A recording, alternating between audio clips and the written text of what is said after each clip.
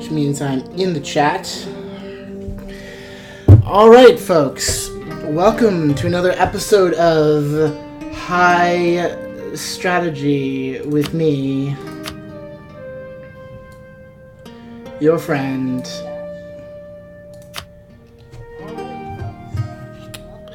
No, I don't want to hear you. Your friend, Hyena64, aka me, Mean Machine on Twitch. So I want to figure out what the fuck of these is the fucking metal track that plays. I guess the metal track's kind of awesome, honestly. Yeah, I got all the contents here. I really love this game. Alright, so we've been playing as the Kingdom of Bunyoro here. It's currently 1474, April 27th. We are going to continue our game, and I am going to continue pre-gaming. Excuse me.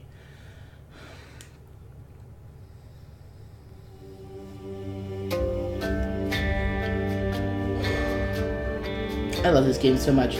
So I actually did some research on the kingdom we are playing in this game. I'm going to be level with everybody. One of the reasons I got excited about seeing all the Central African nations is that I started to, try to research more African history, basically as a result of Black Panther. In case you were wondering if representation matters, learning about having Black Panther, watching the movie, really loving it, really digging it, and realizing there's a lot of history and culture in Africa I don't know anything about, inspired me to do some research. So I already kind of knew, before I picked Bunyoro, that there were a set of interesting things happening around Lake Victoria in Central Africa. That's one of the reasons I looked over there and noticed all the nations and got really excited. And so I did some research. Here we are. Actually, let me turn that background music down a bit more.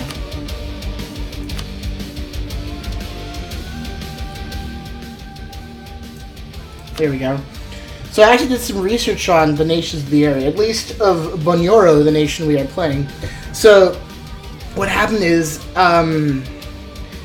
so there were several empires in this area. Allow me to take another drag before I give you my full history lesson here.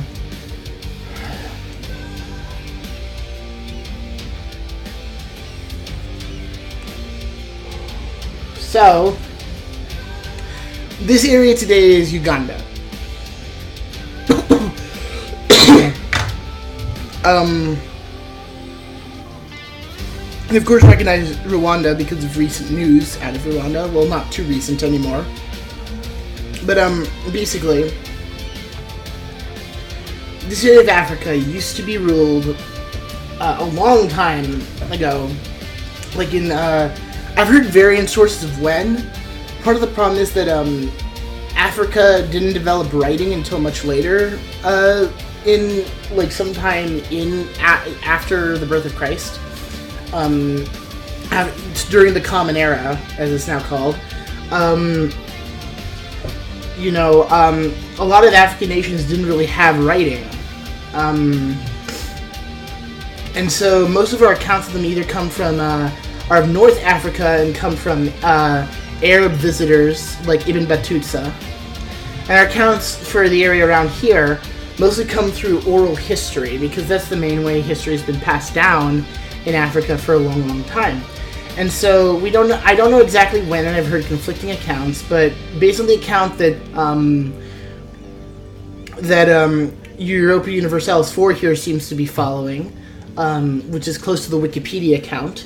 There used to be an empire in this area called the Chezwe Empire, or the Empire of the Moon in the local language, which isn't Swahili, by the way. It's a Bantu language. I don't know exactly what language it is. Wow, that's really metal. This is going to be the most metal history lesson I've ever given. So, it used to be ruled by the Chezwe Empire, and then a bunch of invaders came from the north who were chased out by other peoples who lived around here. And they founded a new empire. They beat out the Chezwe, and they founded a new empire called the Kitara Empire. or yeah. And it was or the Empire of the Light. It was a fairly prosperous empire. God, that's really bothering me when I'm trying to talk. I wish I knew what frickin'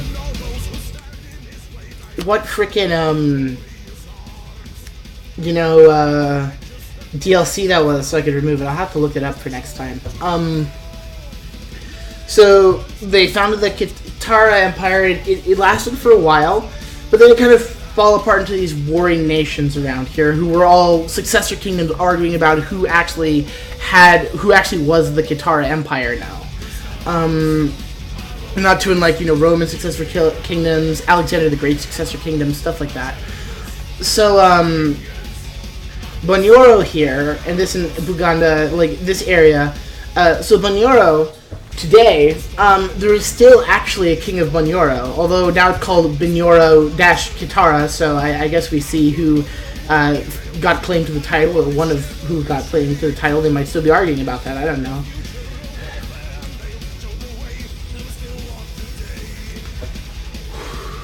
There's nothing more I hate as a history buff than saying I don't know about a particular...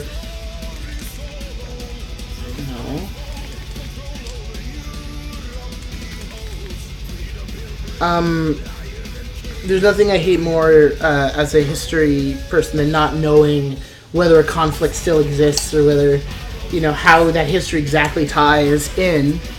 But regardless, there's still a king of Bunyoro, Bunyoro-Kitara. Kind of. What happened is this entire area is Uganda, and the previous government of Uganda did a lot, I believe, to suppress minority groups within the area, and minority cultures, I'm under the impression. But in the current constitution, the government of Uganda recognizes a number of local cultural figures who, while they don't technically have any government power, are considered basically kind of like national treasures, if you will. So you had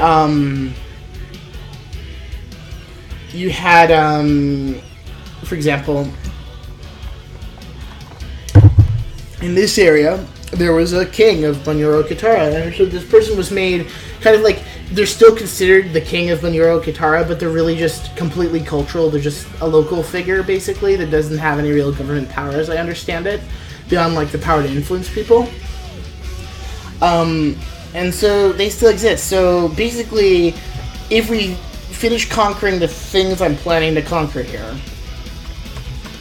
which is the rest of Rwanda and Buha. I don't have to invade them, though I'll have to invade Rwanda probably, but I might be able to vassalize Buha if I'm lucky. What are they doing? Are they drilling? They're not at war with anybody, so they must be drilling. Reclaim to the throne, that's good to know. You have a royal marriage with them? Yes, I do. I might be able to claim the throne later. Some of my provinces lack cores, presidential unrest. Yeah, because we just got over a war. I have claim on a province I don't own. Good. Truce will expire in 5 years. Approximately. Right. So 5 years to make sure I have a fully fledged army that is completely ready to take over Rwanda.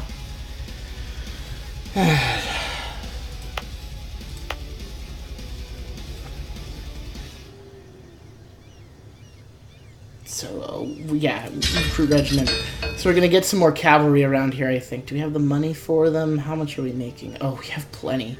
Plus 19? Spoils of war, so that'll go away.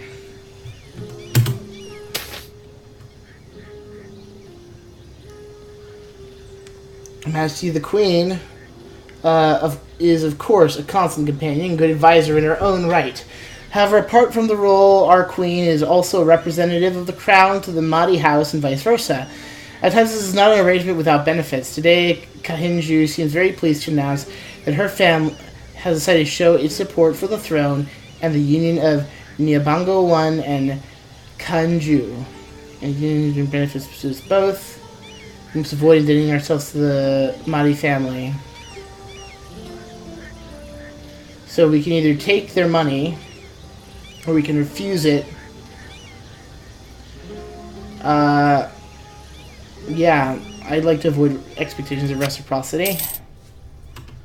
Let's be kind of a jerk.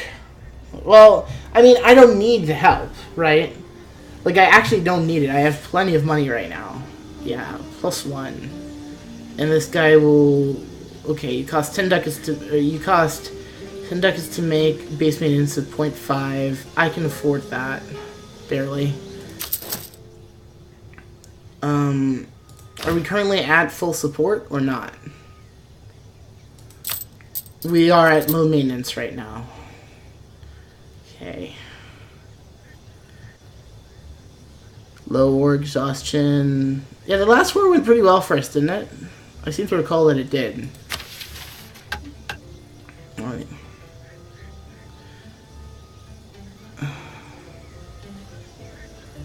Oh shit. I need army professionalism to get firearms? How do I get that? This is the thing I'm not very used to here. Morale of armies. Discipline. How do I find out the siege ability, combat with, cavalry to infantry ratio, military tactics, discipline, 100%. So professionalism is a thing from the new expansion. I don't really know much about it yet, and I probably gonna need to, I imagine. Is it here? My court? No, I want my government. Government vassals. The hell is army where the hell do I find army professionalism? I might have to look into help here. You'd expect it to be in the military tab. 8 units of infantry. Infantry stock is 0.5. Infantry fire is 0.35. So I'm really good on shock.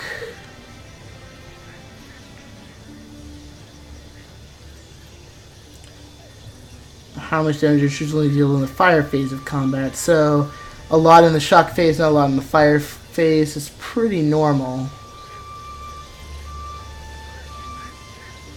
Determines how much damage your troops ultimately deal in the fireplace. So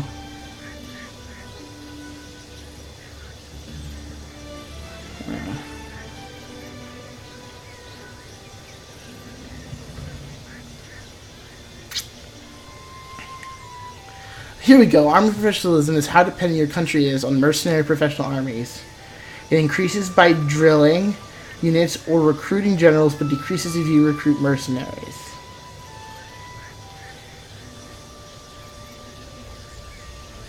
Okay. Oh my god. Required army officially 20%. May build supply depots. May refill garrisons. Regain manpower when disbanding. Reduce morale damage taken by reserves plus 50%. Yeah. General cost. So permanent army. And then this one is professional army. General cost minus 50%, army drill gain modifier plus 100%. So you know what I'm going to do.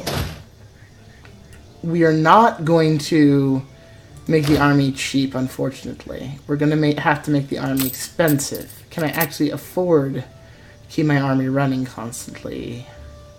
Yes, I can.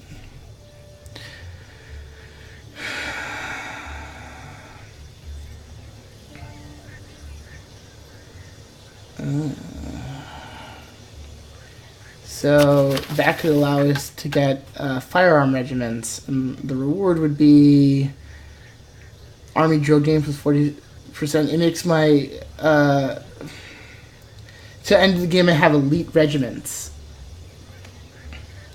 who are more expensive, but they drill more easily. I don't have Army Technology 6 though, so it's a little early to worry about it, perhaps. I think I need the money more than I need the professional army. Really? But I don't know. I'm concerned. I'm concerned about this. So you know what? I'm going to keep it up. This is a change to the way the game plays, which will probably actually make it a little easier conceptually because I won't be constantly fiddling with army maintenance modifier. I'm going to have to make better decisions about how I spend my money. Income is... I get great... I have no vassals, unfortunately. I'd get some income from them. No reparations, no condottieri, knowledge sharing, so I can do condottieri to make some money.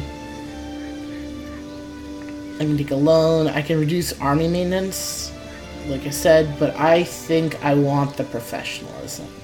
I want elite regiments, even if I don't have the military technology for it yet.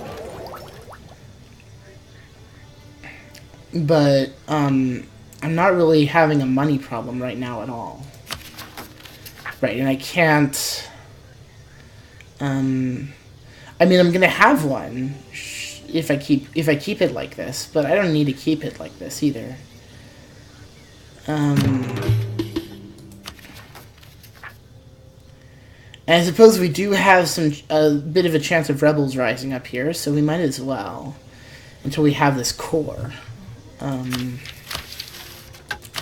And we'll see what drilling does in terms of making this army work better. I have to think a little bit more about mobilizing troops and such. That's kind of neat. Can't do anything with my subjects right now. I didn't have any. Anyway, yeah, so we're playing the game now. I think I just smoothly transitioned to that. Not very overextended. Okay, that was right. I was having trouble figuring out what I needed to click to core a province.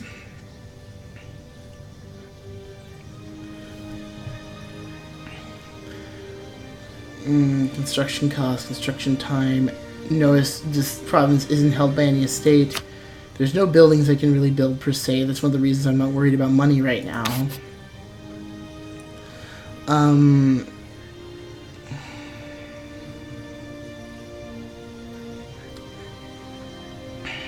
What am I missing? Where is, like... There used to be a chart for something like this. There used to be a chart for economic, geographical, diplomatic memos, diplomacy, victory cards. What the hell are victory cards?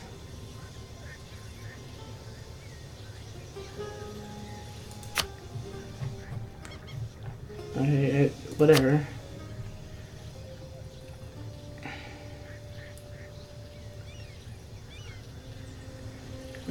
Promises with great power status. No. Economic? Development, buildings, manpower. Local autonomy, colonial, trade goods, technology, trade value, loot, devastation. Geographical.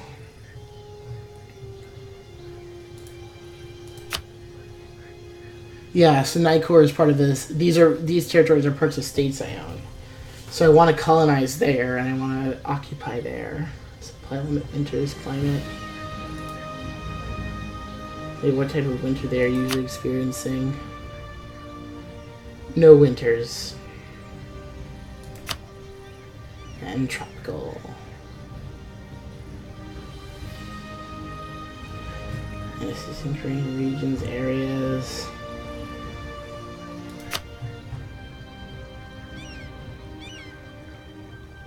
Yeah, so this is the area of Uganda. And that's the area of Bunyoro. That's the region of Central Africa. Subcontinent Africa, area Luba.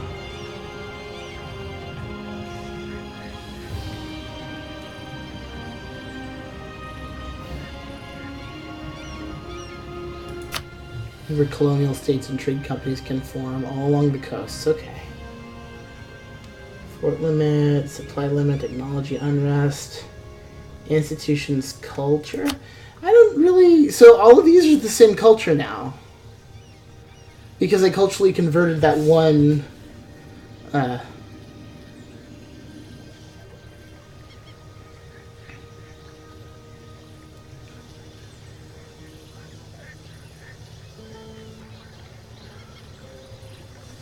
Oh, I see. These are like cultural high groups, and these are subcultural groups. And we have an unaccepted subculture here in Manioro. Culture, Great Lakes, Ghana, Masaba, Masaba,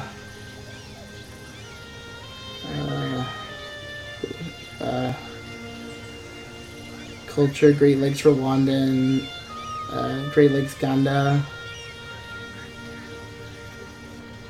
Cool. Jeez. There's so many fucking... It's amazing. This game is fantastic. I love this game so much. Jesus fucking Christ. It's so hard. I know it sounds weird, but like, how the fuck do I make sure province is court? Okay. Are you the one that isn't court? There's loot in this province. Is... You know, Central Africa...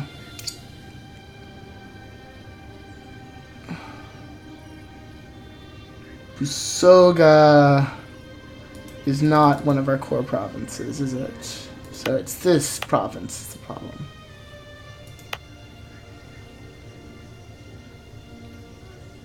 Uganda is one of our cores, Busoga is not. Alright, so you here are not the right culture.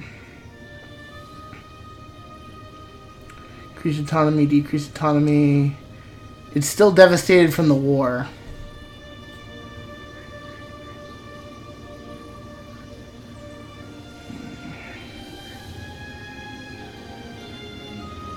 Unrest due to war exhaustion, overextension, and yeah, separatism, which I'll have for a while because they used to be part of another country. Only the most basic of defenses. It produces fish. It's around the Great Lakes. Attrition for enemies. Interlacustrine traditions. Jesus fucking Christ, this game's amazing. I just can't get fucking over it. God! European continent, return province. No, I don't want to make it a client state. I don't want to diplomatic tech 23 to make it a... I've never even gotten to the late game in this fucking game, like the Age of Revolutions basically now. How the fuck do I... Oh, here we are, cores and claims. I don't have enough diplomatic power, that's why. Okay. Now I understand.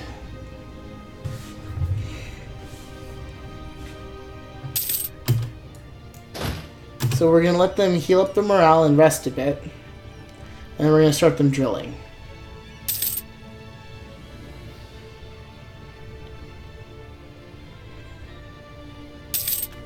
Okay, now I'm going to turn the music up because this music I want a bit more of.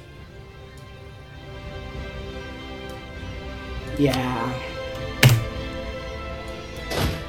We merge. When your morale is healed, now we begin the process of drilling you.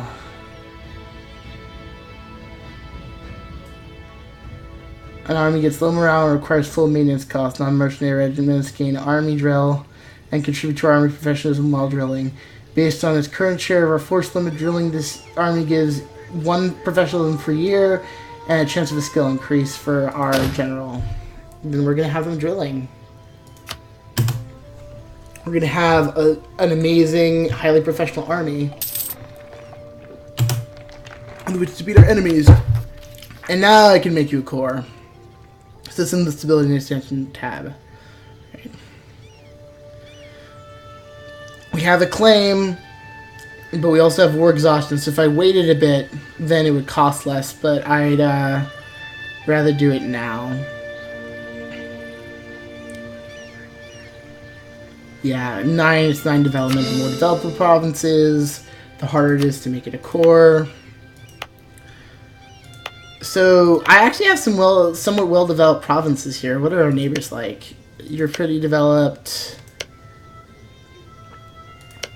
Honestly, everybody's just a little developed at least. Yeah, institution spread. How are we doing on that? So,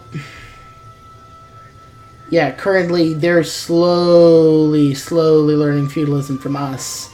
It'll take them a while to catch up. In the meantime, we need to develop one of our provinces to try to get,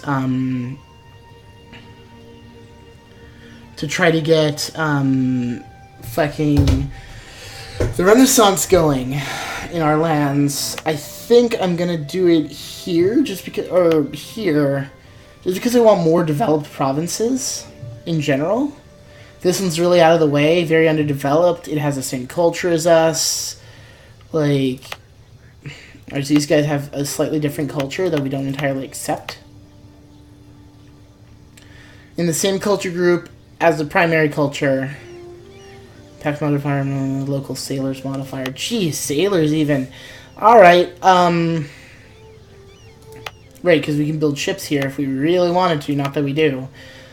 So, yeah, we're going to develop you. Let's improve our production a bunch.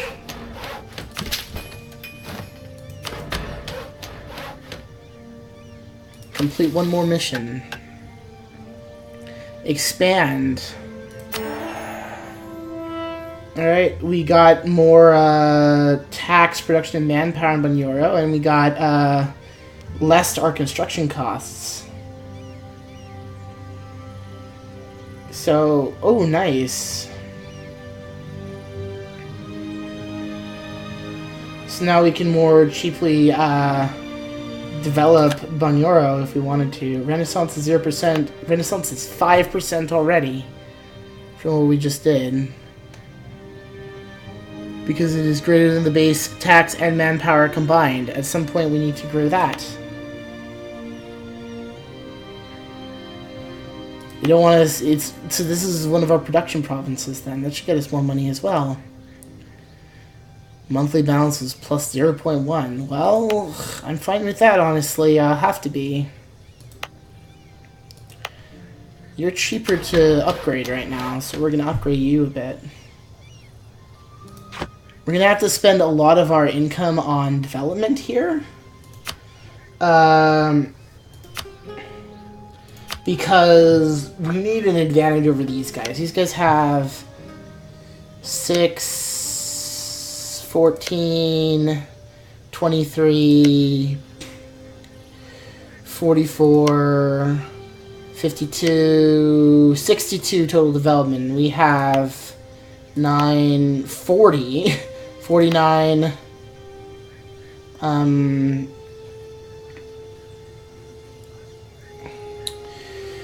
61, 70. So we're richer than them right now, but only slightly.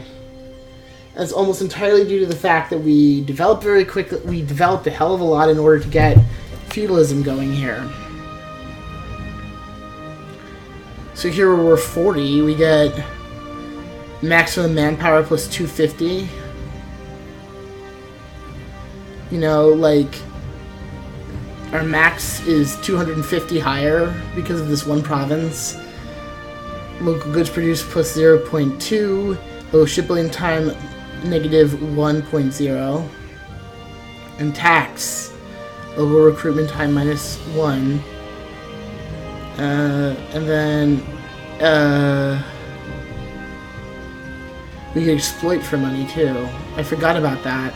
There's a lot of more ways to get money now in this game than there used to be.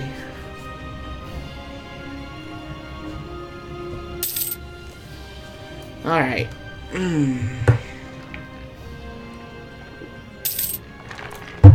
So, we, the Kingdom of Bunyoro, are going to upgrade. I really want to upgrade you so much, but I need administrative power. Like, I know that, yeah, how are we doing on tech relative to our neighbors? What is their tech level? There's a tech map mode, right? So, they're slightly ahead of us still. At least in administrative technology. Probably because I've been developing my provinces like crazy and they haven't. Well, so the point for me is to get of westernizing is to get technologically advanced enough that I can deal with the Europeans. So at some point, I do actually need to buy some technologies here. So I might as well. I don't want to save up for administrative technology, but I guess I should. And also, what level are we at right now? 3. We get a temple, which would allow us to increase a tax modifier for money. That's really good, and I'd really like that, honestly. Local trade power, like, those are some pretty big things that I should really go for, even if I do have an institutions penalty right now. Now, how is the cost? 600. Renaissance non-embrace makes it higher. And then neighbor bonus -5. Making it a lot cheaper, so it's getting a little cheaper over time. Ron is no longer a valid rival for Bunyoro. Then who the fuck is a valid rival for Bunyoro? Who shall be a valid rival for me? Who dares? Who dares? Who dares? Oh, who can I be rivals with, really? Mutapa would be... Congo would be a good one. Congo likes me, though. Who doesn't? Killua doesn't like me. Can we declare rival on them? We can't marriage into them. Who can I declare rival on now? Transfer trade power... Request to share maps.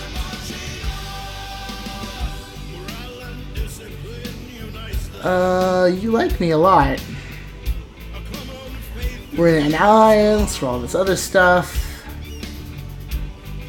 So they can't be attacked without Rwanda attacking us. How are they not a valid rival for me anymore? Am I just that good? I'm just gonna deal with it.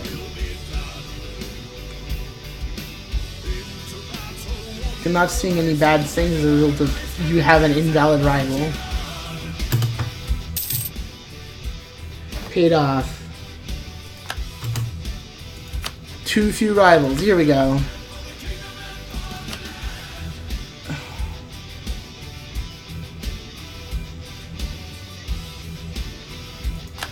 I mean, yeah, you told me that they weren't a valid rival just a few minutes ago.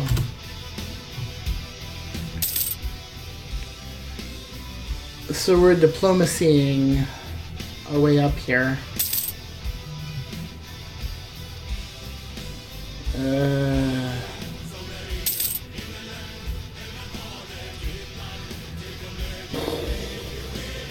What's my professionalism at now? The truce ends in how many years? 3 years. I have 3 years. No, we're building army professionalism. We need to be ready for war in 3 years. Even if it would give us more money to build a temple or something. I don't think that's going to happen, even if we had the money.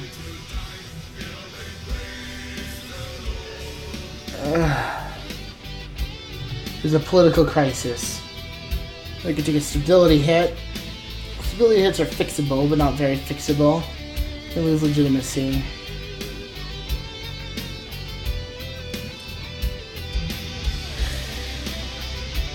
The effects on stability.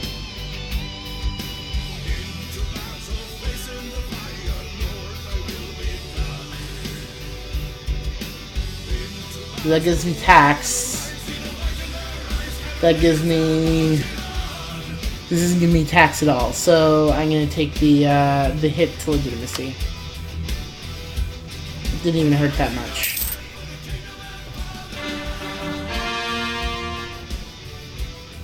Cool, so we cored that province. Good.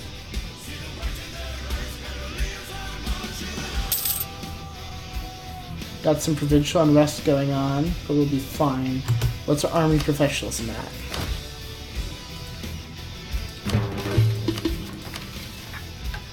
It's the military, right? Yeah.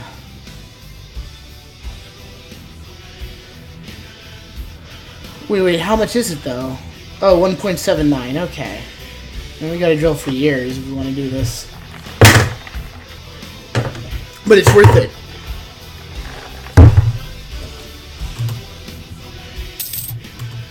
Oh, wait, what does Army Professionalism do exactly again?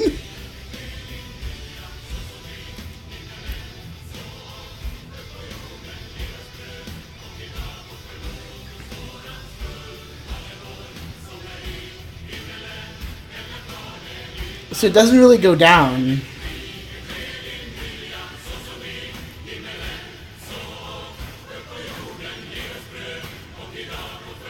So, yeah. We're drilling our army to make them very professional. Alright. With the global following effects, global trade power, better armies, better navies, we gain legitimacy every year.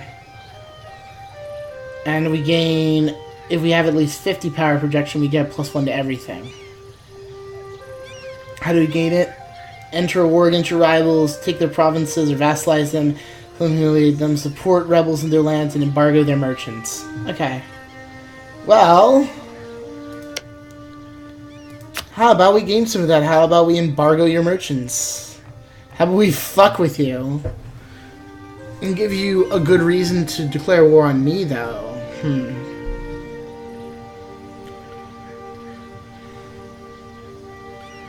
We cannot embargo with them. Will they have a truce? Okay. I mean, that's fine. I already have a reason to declare war on them. I don't even need to embargo them unless I'm already at war. I'm hoping that they're not really that enthusiastic about taking me on. 2211, and our guy is 3031. I think we have the better, okay, he's better in the fire phase. We already have a bunch of people good in the shock phase. Goal-oriented. Oh yeah, that allows him to force march the army really fast.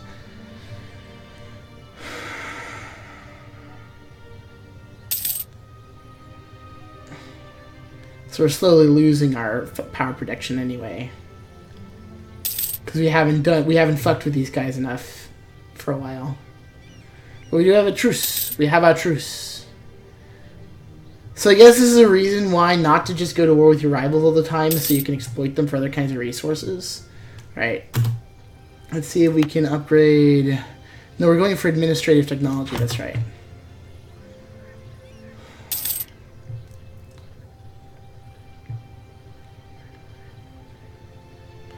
That's going to take a really long time, though.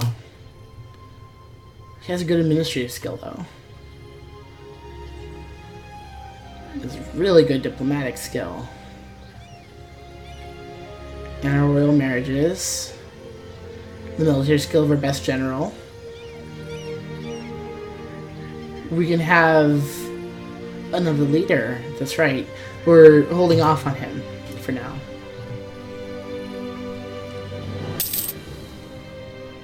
Advisor, natural scientist, yeah, unfortunately.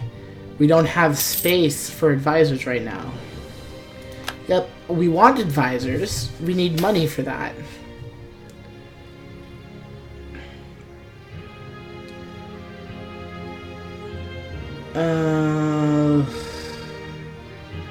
I'm fine with them gaining, Uganda will...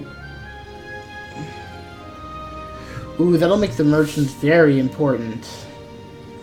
But this sounds like a good idea. See, the merchant skill, they're currently not that loyal. Oh, but they've gained a lot of influence lately. Oh my. Right, because we now control Buganda, so we will accept the petition for +2 base tax. As long as they remain loyal. So we now the merchant guilds are very important. They're very influential. They're the most influential thing in our country. 90% of the state development.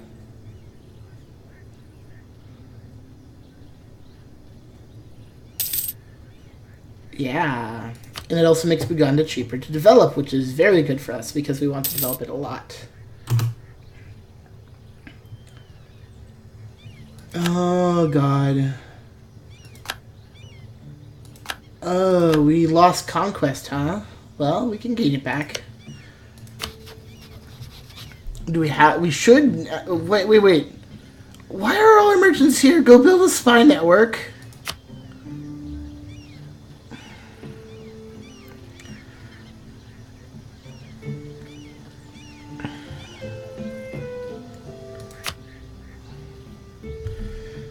Build a spy network and then form a claim in the core, if you can. If you can manage that. Alright. Foolish peasants, don't you know who I am? What do we spend military points on anyway? Oh, I think we have to use them when we recruit a general, don't we? And we need a new one. Yes, it costs them 50. He shall be called Oyo Niaba Atekok. And we shall give you this leader. This leader has not much siege. Decent maneuver. Okay maneuver. Great fire.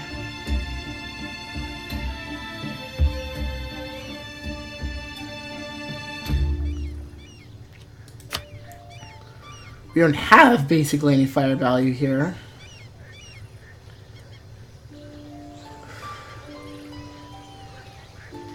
We can also loot for money.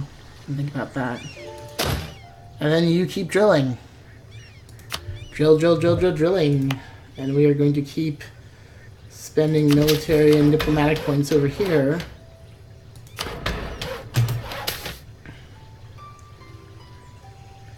Seems to have been a misunderstanding regarding the heritage of the great-grandmother of Nyabongo I. It seems that she was the daughter of a lowly farmer from outside Meguni. So we could lose legitimacy and deny it favorably, or acknowledge the fact and lose prestige. We have prestige to spare, honestly.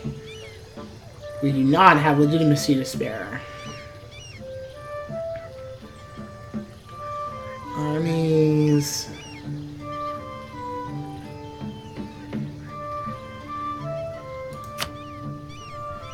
Yes, we did come from lowly farmers, but we're also the best rulers y'all have ever fucking had, so... Listen up, chums. Trade map mode. We need the trade map mode. Trade. Okay.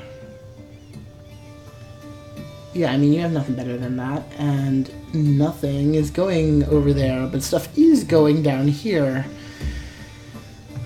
See... Interesting thing that's going to happen is at some point we're going to want to have our capital follow trade nodes, basically, or rather, because then it'll follow our home province. And this is the home trade node over here is Congo. Currently, our home trade node is the Great Lakes, where we get 45%. We're 45% of the trade power, and that means we get 45% of the two. Well, more than 45%. You'll notice we get a lot of our money for this. 1.58. Oh, we're at 1.4 for our monthly balance because of all the upgrading I've been doing. That's great. Institutions. Renaissance is 24. It's frustrating that I had to swap to Buganda, but them's the breaks.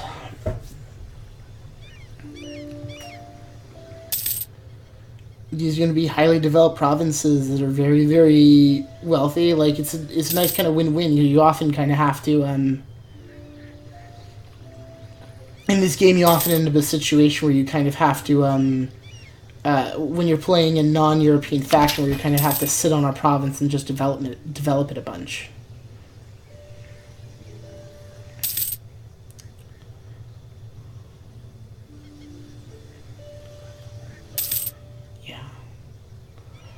So this truce will expire next year. And then we shall, hopefully by then, have just cause to go to war with these guys. Yay, you got better at shooting things, just this is not what I needed right now. Fabricate claim in Nakor.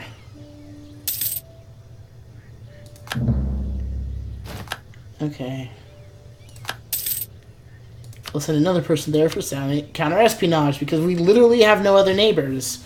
So we can focus all our efforts on these guys. Sowing dissent, sabotaging reputation, agitate for liberty.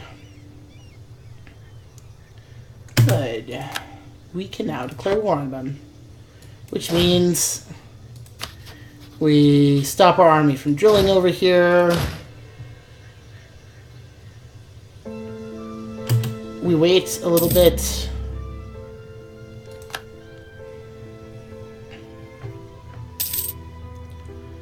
Switch to the political map mode. You can kind of see the terrain through the political map mode.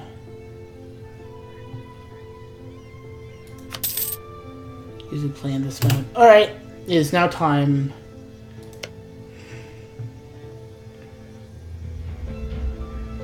They like us, actually, which is hilarious because we're about to just take their shit. Or try to.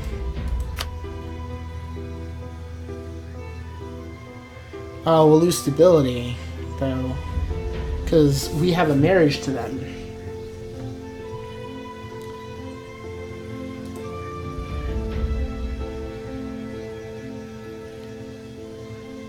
They're in debt. They don't want to join a war because they're in debt. Alright. Do you even have any allies? You don't, probably. Well, let's move them back here and have them start drilling again. Or wait, where is the provincial unrest? Is unfortunately in both those places. So we're going to have to just... I don't want them catching the army drilling. This sucks.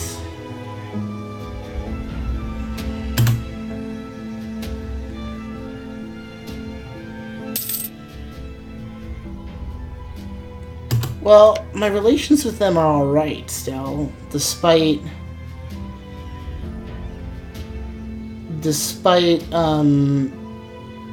things.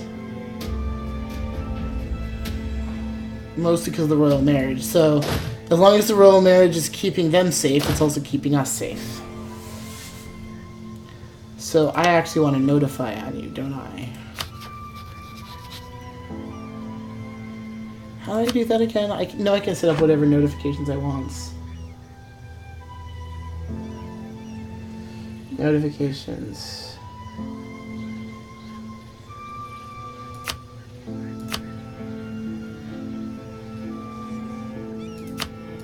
There's a way to set up these notifications. Message filter setting name. We want Rwanda. Africa, neighbors.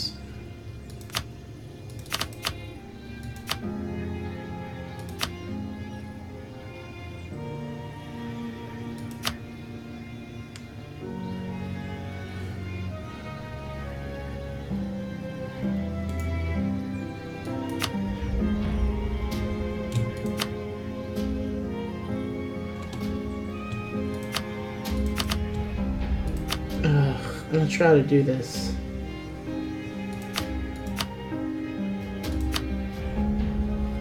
We are interested in... Well, no, we're interested in everybody right now.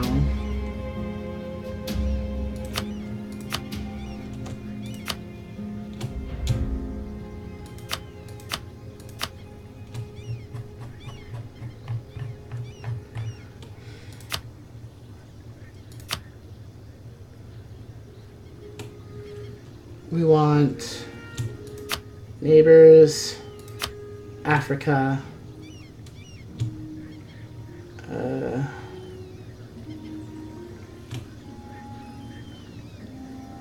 Rwanda.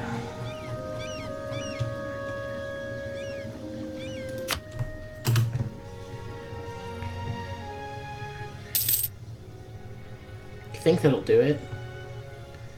I got no idea.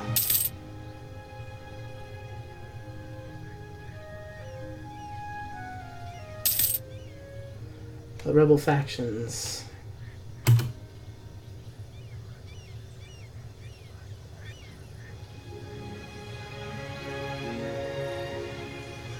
$12 for the next result. I could just take the stability hit.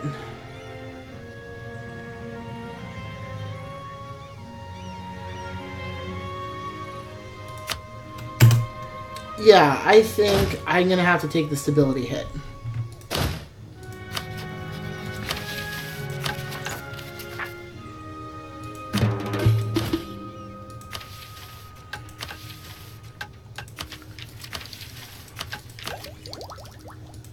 Administrative technology.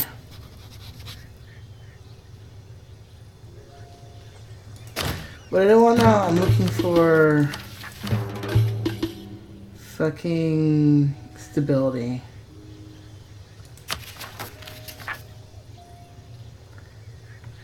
Yeah, so we can just boost it immediately. Alright. Then here's what we're gonna do. We're gonna wait for those guys for the end of drilling to get those guys back up. And finish drilling.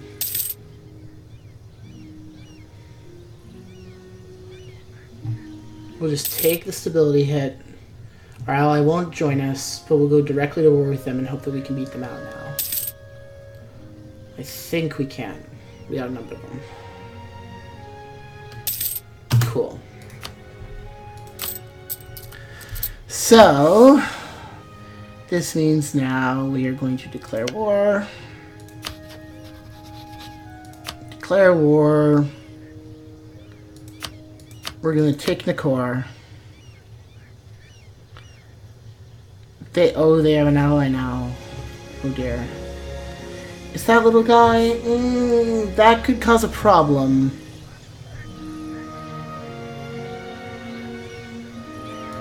That could cause a problem, but we will do it anyway. Worst that could happen is we lose the game, and then we lose the game. Alright. We took the stability hit for the war, which is something I normally wouldn't do, but I'm going to because we have a stockpile of stability stuff. So we can immediately boost that back up, and then later on we can reduce war exhaustion if we need to. We're now at war with them, but we get to go after them before they come after us, which means we now have not so much an advantage, but, well, no, we have an advantage. Luba will have to get over here through Baforiu. I don't think we're actually connected to them in a direct way. Alright, so we're just invading them for no reason. And yeah, we're kicking their butts right now. Our army's better than yours, man. We claim we just won Nightcore, but no, we kind of want their whole country as much as we can take of it. Leader gained a trait. He is ruthless. He is absolutely ruthless. And yeah, you're gonna go after those guys and try to get that army destroyed completely.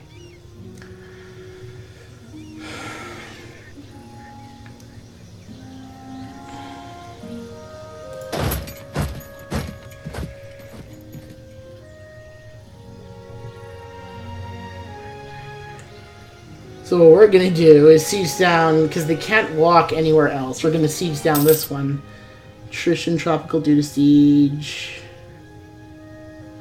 Yeah, unfortunately a lot of attrition from just the environment, because it's a goddamn jungle hell that we live in. But we're going to take them out quickly, I think. We're just going to sit here now. They have to come through us. Cool. Alright. Now we're gonna go seize their capital. Knowing that they must attack us. Nope. Okay then. We're gonna do it like this. We're gonna murder them before they get anywhere.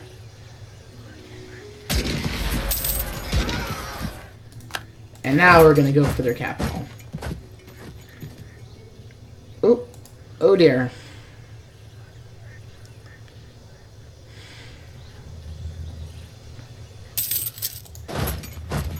We're gonna attack them right there.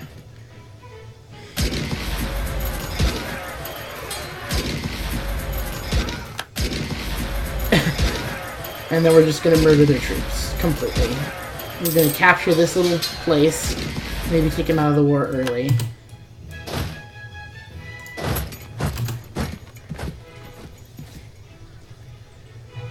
Like, they don't really have a lot of guys over there, so I gotta go for the bigger deal. Detach siege, go back over here.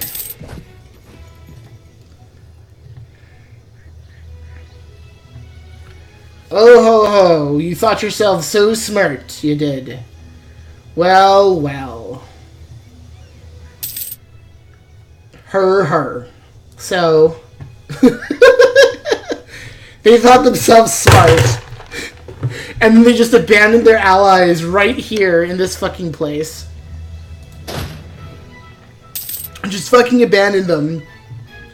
Well, my army came in and crushed them immediately. And then, after I'd already destroyed that army, then they attacked my army with a wholly inferior number of troops, and as a result, everything died. This is why I don't fear the AI too much in these games when it's an even fight. The problem is when the AI has a lot of things on their side or have very heavily developed militaries, and it can be hard in this game to keep things balanced through later stages of the game and make sure you don't fall behind anywhere or in any way. Aha. You thought yourselves wise sieging down Bagunda, but you're wrong. You thought yourselves to be clever and all this, but unfortunately, well, you are catching me in a river crossing. I outnumber you significantly. And my army is better trained and better prepared for this fight than yours because I spent all that time drilling in max maintenance. Go ahead. Yeah, that's how it's gonna be. So then we sat there a little while and then went back to Nikor and killed those guys before they got too far. Oh, our agent was discovered, were they? What? Oh, there they are. Good. Once I take down this, I put them in Nakoma, and then these guys over here just keep going around destroying any army they try to raise. Apparently they have quite a stockpile of money. A stockpile of money I'll be quite thrilled to relieve them of, frankly. It was entirely worthwhile to lose a little bit of administrative power for this. Military engineer has died because currently they have a chance of outstripping me, Rwanda does, because they have more land that they can develop, whereas my land is going to be heavily developed, but I won't have a lot of it. But now I'm going to at least get in a core, and that will put me ahead of them in a way that matters. Really? You're just going to send a horse and a guy to Bagunda and think that that is sufficient to take on the army that has literally been sieging your capital, that I know you can, which I know you can see, AI. Well, we're gonna have to go here and make sure we can see those guys. Aha, you do have a little army over here, do you? Well, then we'll just have to seize down Karage instead of Naduga so that I can keep an eye on you and keep suppressing you. Jeez, where are you getting all this money from?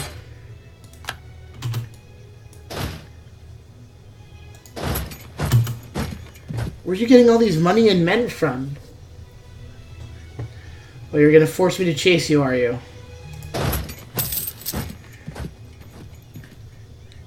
Well, you may have a trade advantage, but you're outnumbered 2-1 by a better trained force that hasn't been losing the war horribly for the past, like, however long. So we're gonna go here now because the AI wants to be annoying.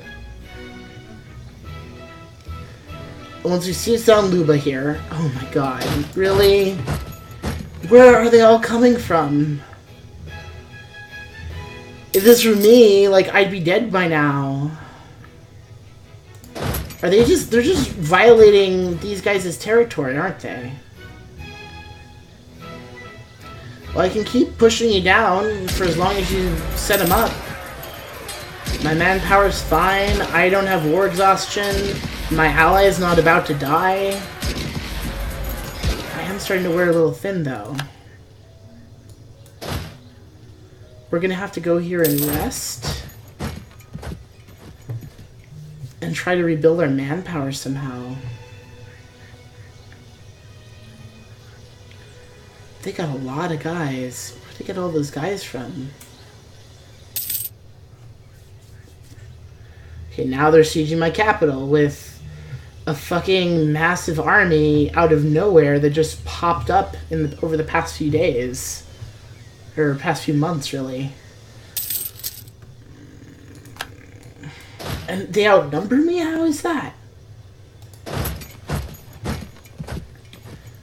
Alright, we're just gonna get up there into a threatening position and wait.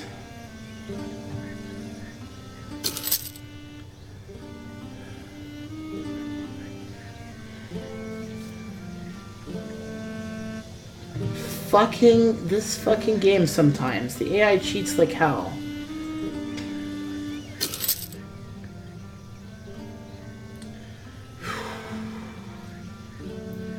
We overextended and they went past us, but we have somebody in Luda who may take that ally out of the war promptly. I'd love to vassalize them. I'd love to have a vassal over in the Congo trade node. We are going to outnumber them. They have 5 regiments and we have 6.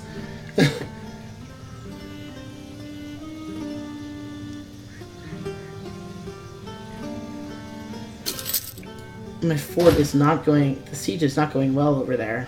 I'm going to step in soon.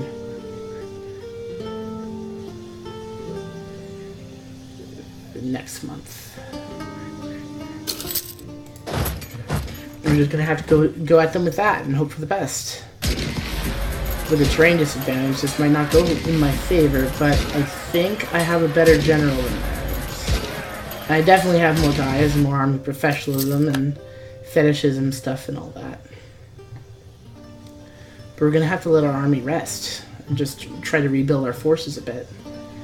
But we shouldn't let them rest. That's for sure. But they're going to take this fort, and then all that hard work will be for nothing.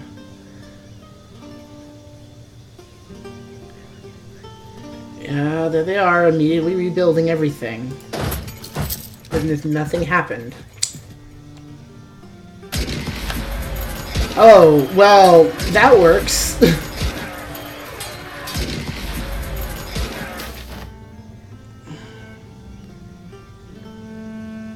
We have met people who devote their lives to worship the one true God they call Allah.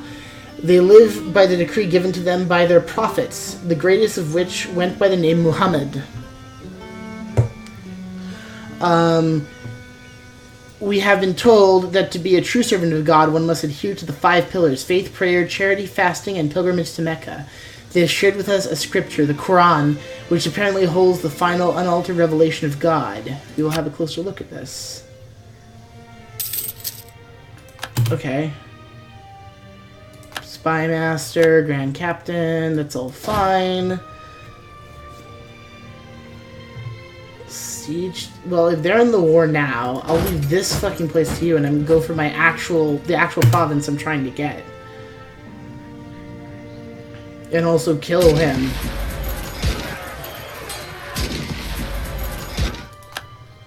So they saw they smelled weakness just like I did.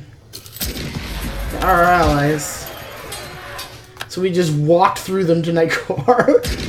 Well, these guys are gonna do the real fighting down here. So we're going to leave their capital alone for a while and just take the province we actually want. And hope that these guys do our dirty work for us and grab some territory from them maybe, but not the territory that we want. Because then I'm going to have to go to war with them, and then who will be my ally? I'll have gone to war with everybody who was my ally. I'll be the most traitorous bastard in the history of... Okay. So that went down pretty quickly. They do not have enough people to actually siege down the fort.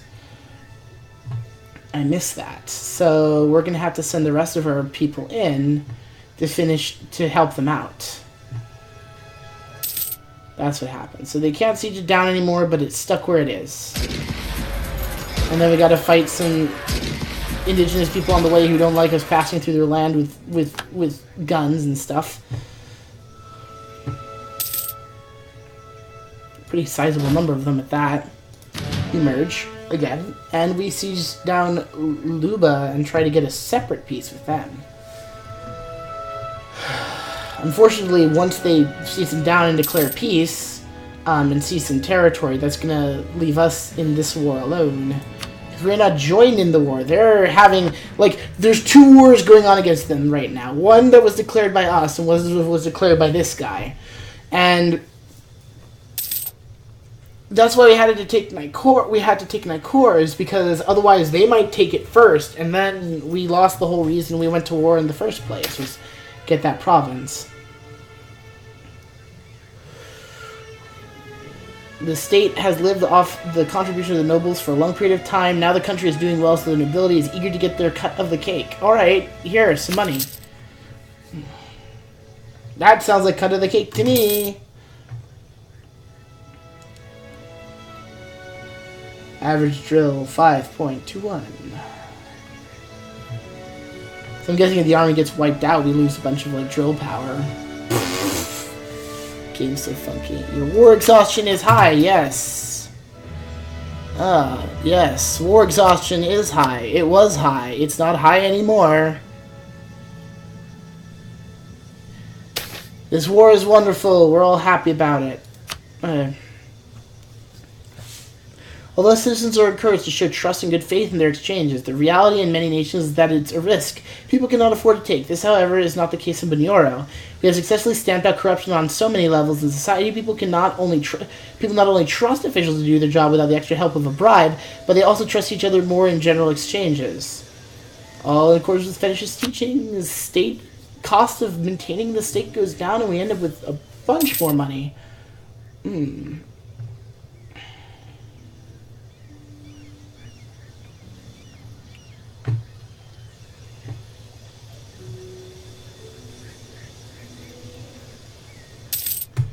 Come on. So we're sieging them down slowly. They're almost done.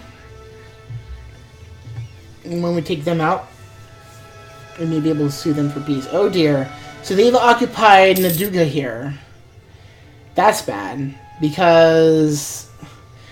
So we're not going to take too much away from Rwanda unless we can make them a vassal. Because we're going to need them for a future fight against Buha. See, I'm just kind of playing them off each other here. It's kind of terrible. I'm so evil. So we're slowly losing manpower due to horrible tropical diseases here in Kusu. This is why it's hard to do... This is why it took a while for the Europeans to colonize Africa. Sorry, I should say conquer Africa. Alright. Siege of Kusu is over. Yes. Doo-doo.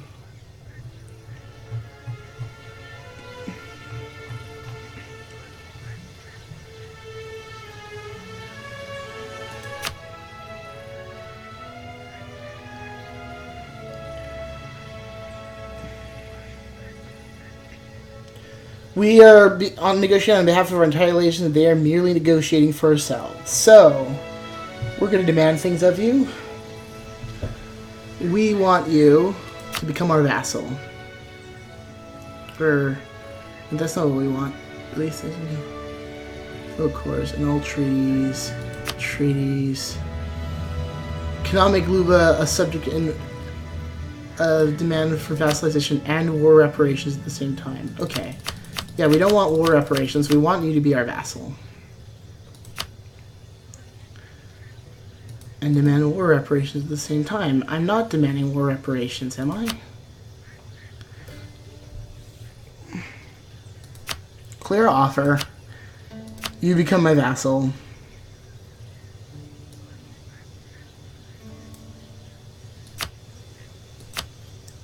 No, you don't give up claims. We want you to have claims. So we demand that. And be rival to whoever you want, and then you give us a shit ton of money.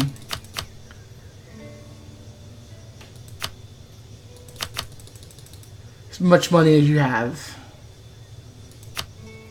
And rivalry, enforce military actions. Okay. Send demand. They will probably become a vassal happily. So we just rob them of all this money. Lube accepts our general peace offer. Lube will become a vassal of Manoro. Lube will pay 15 ducats. They'll give us inflation. No, we suffer aggressive expansion. Leadership in the war against Kazembe and will now handle all negotiations. Oh my god, I just accidentally ended up in war with somebody. Tekusu. Oh. We have no diplomats to send peace. Oh dear. I may have come in over my head a bit here. Okay, well, Rwanda here's at 100%, so how about we just negotiate a peace right now? We have no diplomats to send.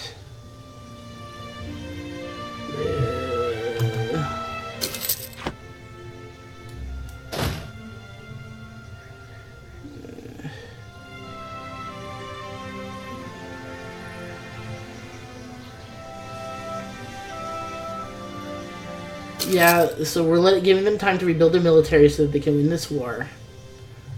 They don't have that many guys. I'm in 2 wars at once. This really isn't good. Oh my gosh, you're actually coming around, are you? Oh, jeez, and you just took all that shit. Okay. Well... life's about to get a bit complicated here. We need a okay, we have a diplomat. Diplomacy. Sue for peace. No, we're not going to unconditionally surrender to them. We want you to give us Nakor. 7. And then treaties, we want you to become our vassal. And we can use that to go to war later.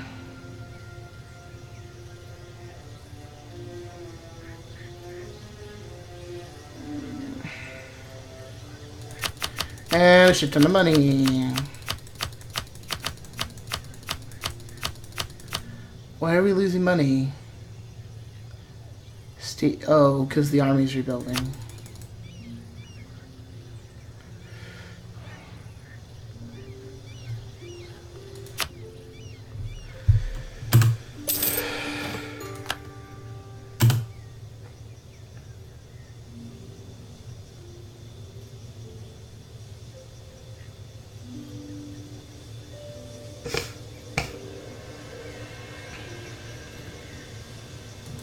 Tons of power protection, lost a bunch of conquest costs us belly because you are now our vassal, my friend.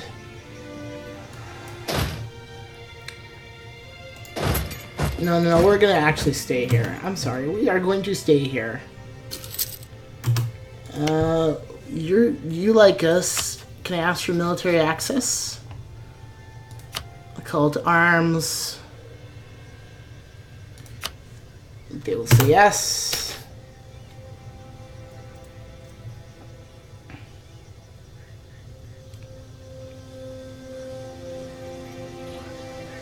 Of greedy Yakan merchants. Those aren't Buha.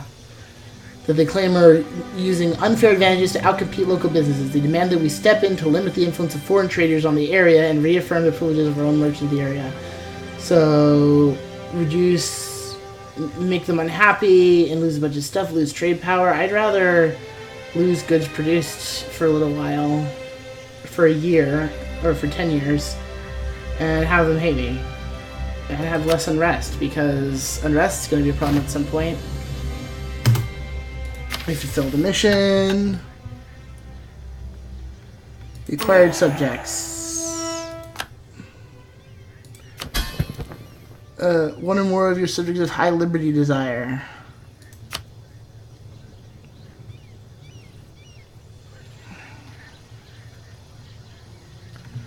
Oh, because they don't like me, probably.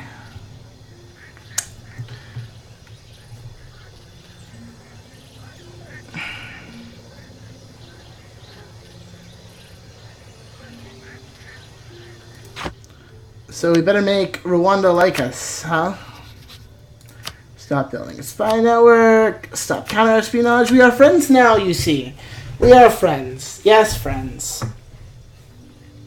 Subjects. Do I have too many? This can 32%. We get money from subjects now. That's good. Oh, we can gain legitimacy by spending military power, but we got tons, so... Losing money.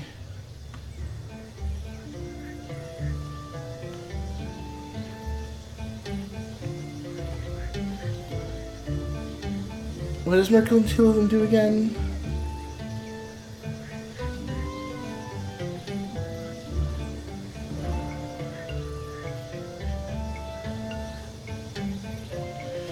Alright.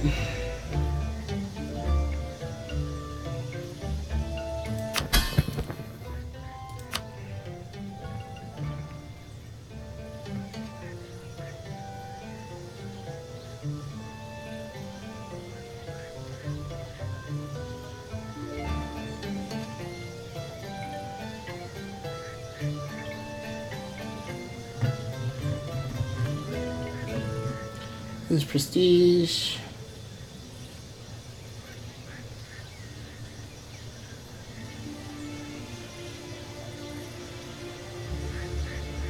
They're really in debt.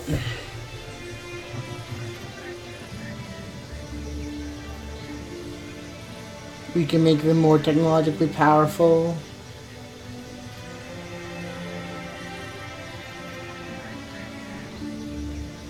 Stick close to allies and avoid independent operations. And it will not initiate offensive operations.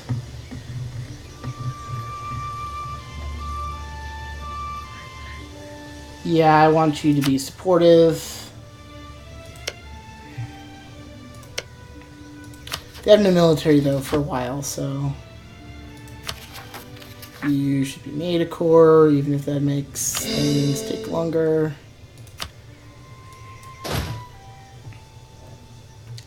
So we're just gonna hang out here for a little while. You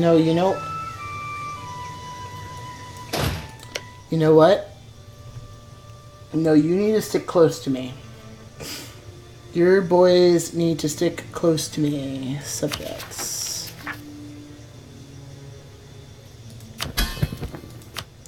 Luba, again, stick close.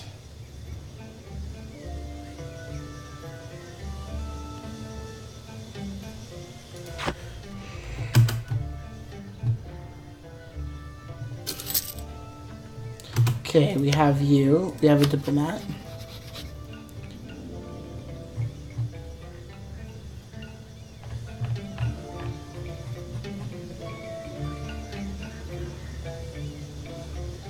We do not need improved relations.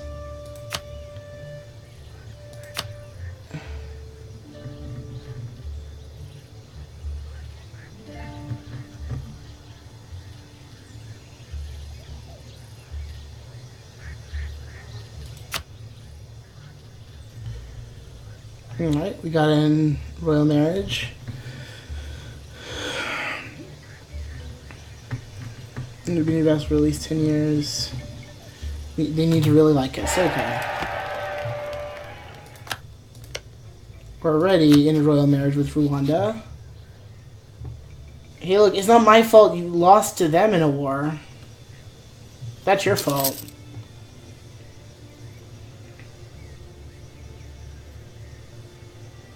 Alright.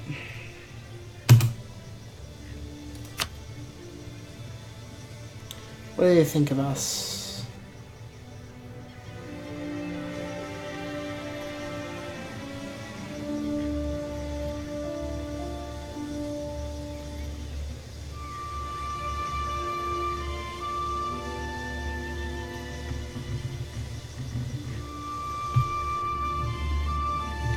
So we need friends a little bit on the continent, because we're now at war with them, and we're going to probably be stuck with them. So these guys over here, they have claims on them, but we do not want to take their territory yet. We want to take these guys' territory. Well, let's hold off for a while.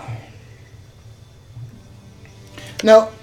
Diplomacy, let's improve relationships. Okay, and then we have one diplomat free. See, these guys don't hate us because we didn't cause them to fall from grace. These guys, they don't like us. These guys are probably going to end up in a war with them in not too long. Just because I don't know how I'm supposed to get my troops home without conquering them or just violating their... Can I just ask them for... They are my allies, so... Can I just ask for military rights? I do not need them. We are not going to knowledge share with them. We might knowledge share with people further up the continent. Like... Who are you? Congo. But Congo is liable to become my rival in not too long. So I'm at war with two countries, Kazembe and Yaka. Either of which I really want to be at war with right now, but who I am forced to be as a result of having taken on Luda as a subject. So... I really want to end this war with them.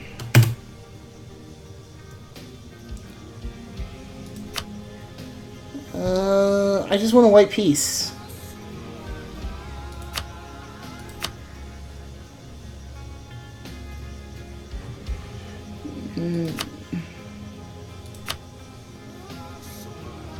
No. They will not accept a white peace. Alright. No, wait, you're supposed to stay close to me, you... Oh, there's... do we have other allies in the war? We do. Oh, Buha is our ally again in this war.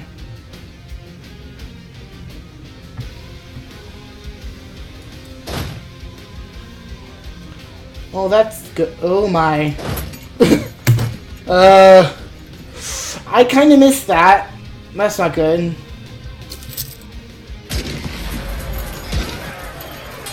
Nikoran Separatists? When did Nikoran Separatists happen? Nikor's over here. Oh my god. Oh, they're unhappy because I put troops through them. This whole place is lighting on fire. I'm sorry, I can't help you. They're like, oh shit! Not the other army? Fuck! Oh, now they're sieging my vassal. I'll have to go take care of that, I suppose.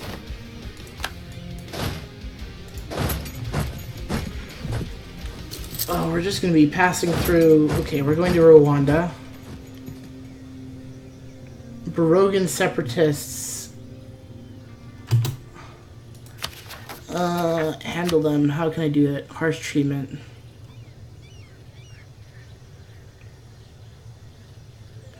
Yeah, well, we'll just, you know, murder some people.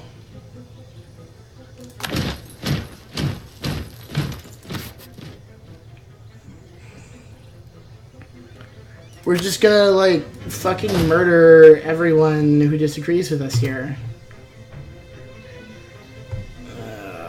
Great. I'm not happy about this. I'm not happy about the way this war is going right now. And I don't like the fact that there's Nikorian separatists over there. And the best part is because there's these peoples in the way who are very aggressive, and wisely so, perhaps. Here in Liga, and we have nobody's colonized it or claimed it or anything. So we're all having to tromp through the middle of nowhere in Africa to get to each other. I do not like this. We need to help them soon. I do not like this. We need to help them soon.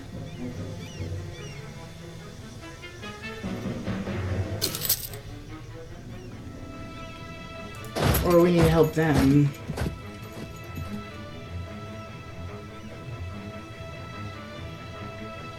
What useless ass allies over here. It's still a good idea because we'll at least get to get more soldiers and repair ourselves as this goes on. Alright, great. So they surrendered. It was an acceptable loss, unfortunately. We have to kill these guys off piecemeal right now. Where are you going? Where are you leading me? This isn't good for you. We're never going to catch him at this rate.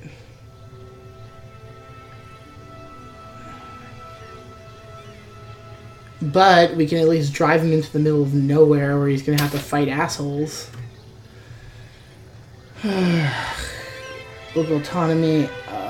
Diplomatic power. Obviously diplomatic power.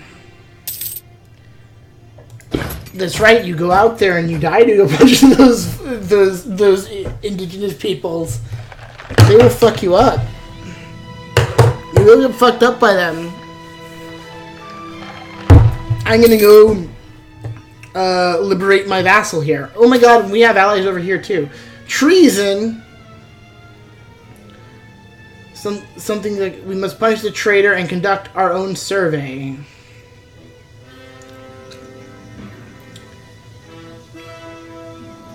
Banuro area.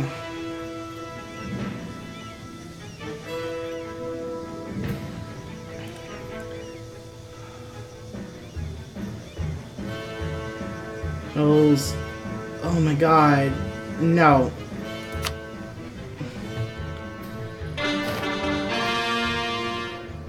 Good. Who demands control of provinces? The nobility want a province now. Alright. You know, you can have fucking underdeveloped Nagor here. Wait. Where's a place that has good manpower? Let's give you Nakor.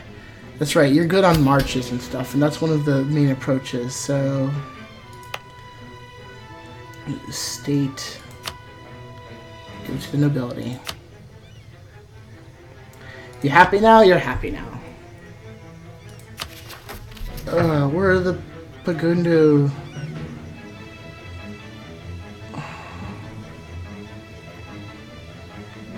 They want their taxes lowered.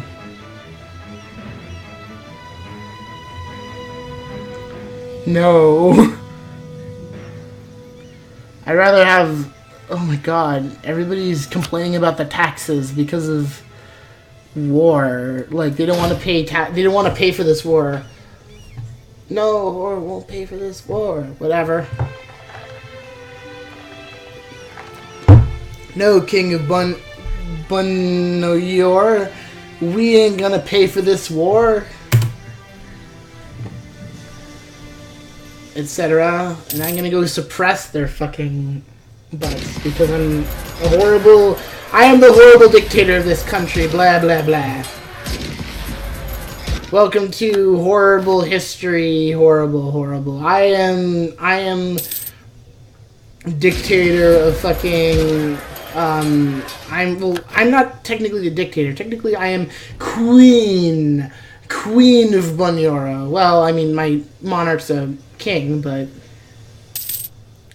that doesn't matter in this context. So we're gonna liberate our vassal here.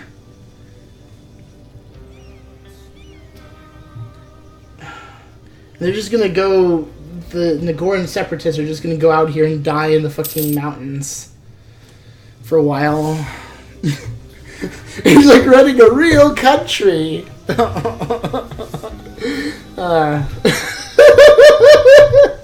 Forces you to make all the kinds of changes. This is why I love this game. It forces you to make these horrible decisions. Like, I was like, oh, they want independence. We'll just fucking execute a bunch of them. That'll stop them. We can't afford this shit. Because sometimes you can pay rebels off. Look, I'm just saying, we are the rightful heirs of the Qatar Empire. We're not going to do anything horrible to you if you join us, except, you know, all the horrible things we're going to do to you, like suppressing your rebellions and shit every time you don't like us. Well, but you see, you get to play country, so eventually you can get a republic, and then you can't really just declare wars willy-nilly, but, like, the people who are your, your citizens will like you better and stuff. Or you can play as a king, and the thing is, a king can just do whatever the fuck they want, because they're a dictator, and that is how I play this country right now. I can just go to war. I can go to war whenever I want, with whoever I want, however I want. And if you don't like it, I send the military in to just cut your fucking head off. Because I'm the horrible dictator of this country, blah, blah, blah. Like, but it's also a game. If it were a real country, I wouldn't be so keen on just wantonly invading my neighbors. Granted, part of it is also because you're afraid your neighbors are going to do the exact same thing. That's why you keep wanting to conquer them. Because there's no trust here in this game. So we're going to have to go on the offensive at some point in this war, and our manpower is at fucking nothing. There's a bunch of provincial unrest. I really want this war to be over. Recall the diplomat. We have as good a set of relations as we can with these folks. Cool, there's some of my allies there in this war. I called in. And who I needed to call in because I've been having some serious problems. This war is... you see, my country is very stable, but there's a lot of unrest under the hood. Seething unrest because half of my provinces weren't my original provinces, and they don't really like me that much. They don't see me as their king, they see me as an invader. So we're gonna go take their capital. Oh my, so our leader is cruel, is he? That's unsurprising considering he just executed a bunch of people. He's a scholar and a fierce negotiator. You are cruel.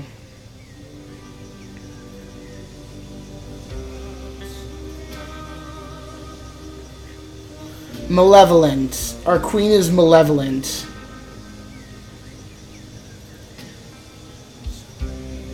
Quick to anger and fear and the action we take.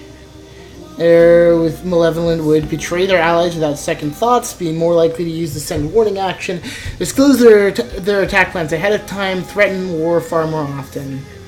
We're cruel, betray their allies without second thought, want less autonomy for the oppressed, love to raise and plunder. Yep. That's my king, honestly.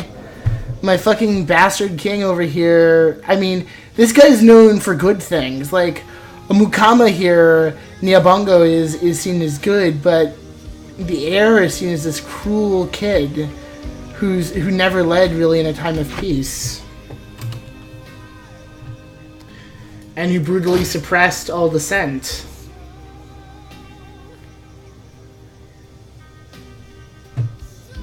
And, like, of course, if you go around conquering places, you gotta suppress the dissent all the time because they presumably like the old government to at least some degree, or they wouldn't have let it stick around.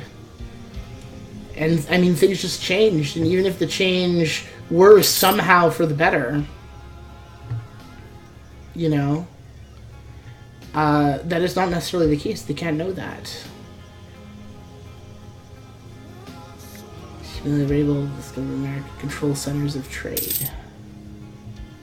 I do control a center of trade, though.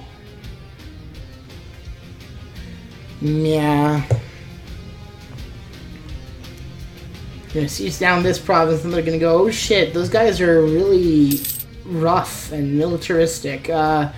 We should be nicer with them. See, when I play frickin' Stellaris, I actually have a lot more peaceful in that game. I prefer building up rather than expanding, especially if I'm playing a certain species. But in this game, it really just, you want to expand. You want to go around murderizing people. Oh gosh, they're back. We're gonna go for my capital. I don't think I can seize down this capital and then, but I have a head start on them. Not by much though. Cool.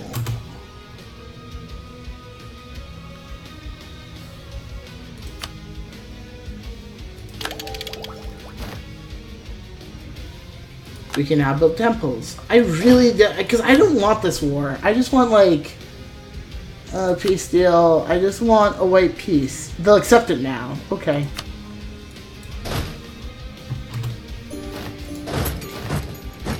Like, that was not something I was wanting.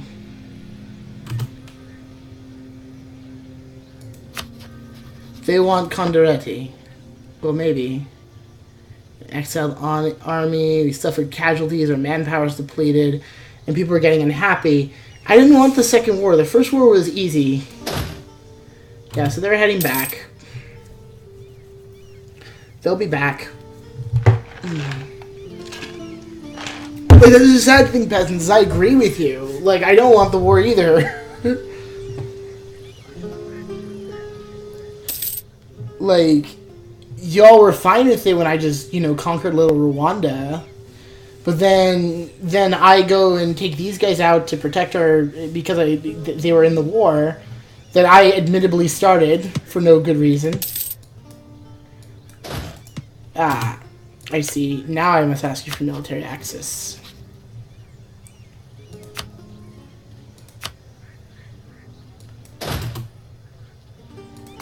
Okay, hey. So do we be friends and conquer over here and feed our vassal? Or do we go after these guys? Like, how do people feel about me right now?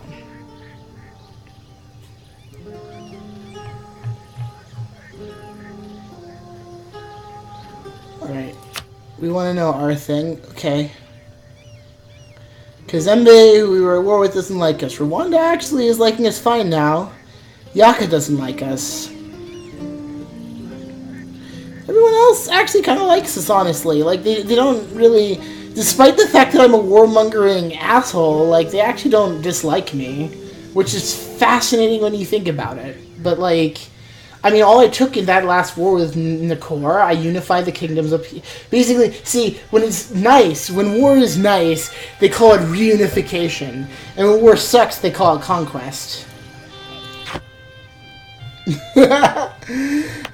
This show's gonna get too philosophical if I do that, unfortunately.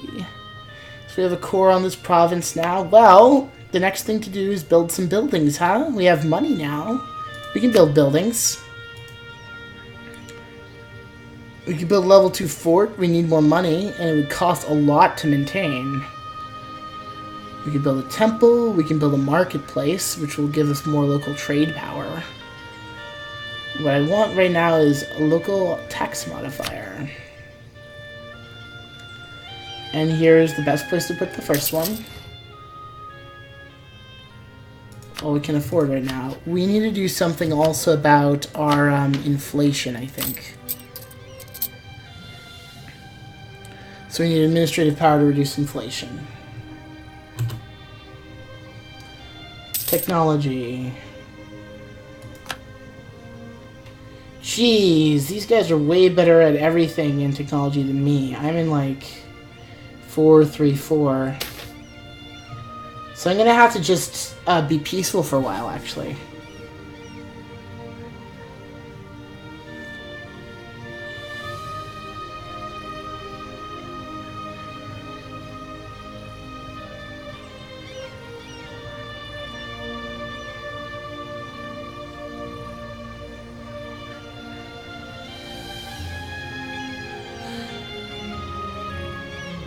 So I could afford to lose some from the merchant estate, but merchant's guild estate?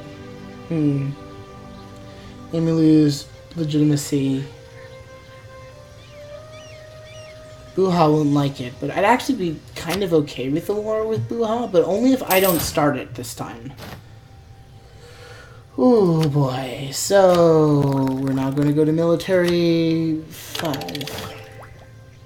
Ooh, geez, that was important. Superior unit types.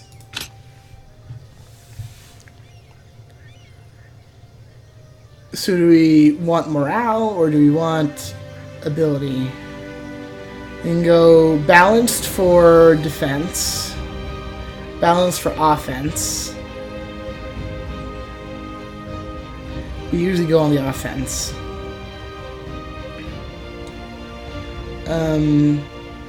This one's really good at killing, but not so good at morale. And this one's really good at morale, but not so good at killing. We're going to take the South African warrior here.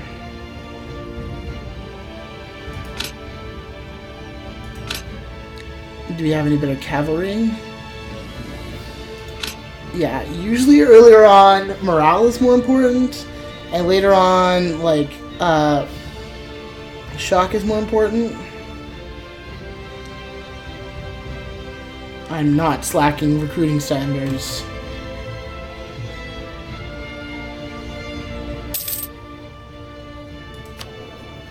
Also send them to go be Conradi in another country. We have a lot of money, but right now we are actually in a building spree is what we're in. Though we could use somebody who could give us administrative power. Production efficiency. All of these are very expensive. No way. Unfortunately. As much as I would like to, I cannot. Sadly. Alright, institutions. So we're going to have to develop for a while.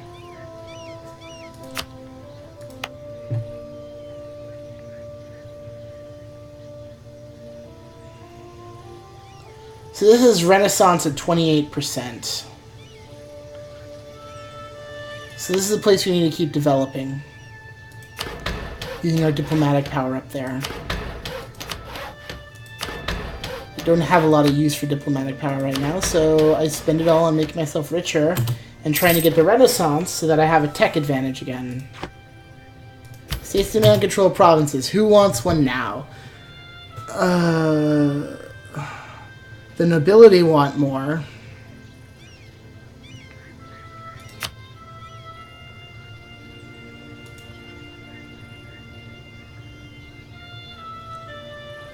Yeah, we can spend loyalty on things. So we're going to have the nobility want another place. We'll give them here. Right then. I should go kill those guys, probably. Once my guys are upgraded. So where's the estates? No. Busoga, where's estates? God damn it.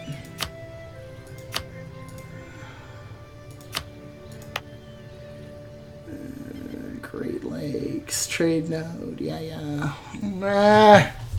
Come on. States demand control of provinces. Okay. I'm sorry I'm having trouble with the menus. There's one disadvantage of doing the games this way for these feeds is that it can be hard for me to ensure that I am remember things. I saw it. Is it no?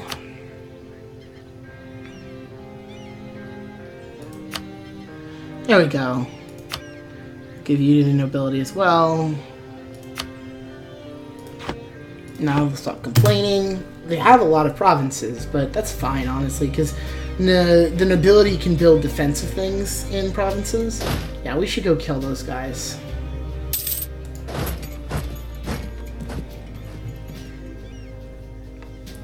We're gonna go murder the Nakoran separatists who have literally risen up against us in rebellion. I mean, as personally, I can understand. We have as good relations with Rwanda as we can possibly be.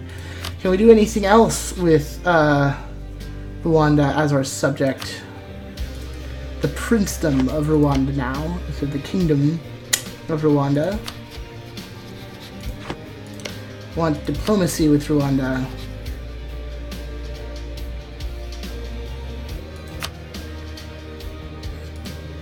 What is going on? Okay, I click here. I click diplomacy, and then I go here.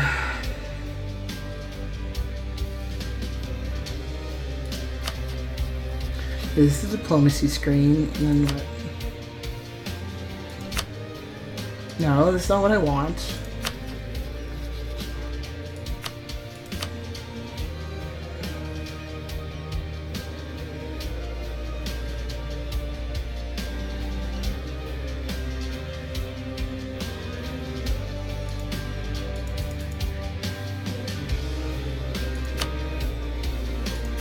Oh, there we go. Diplomatic actions.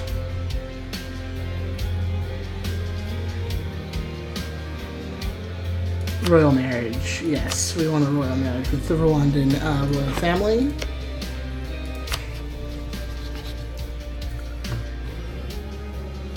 Right, I need to improve relations with you as well.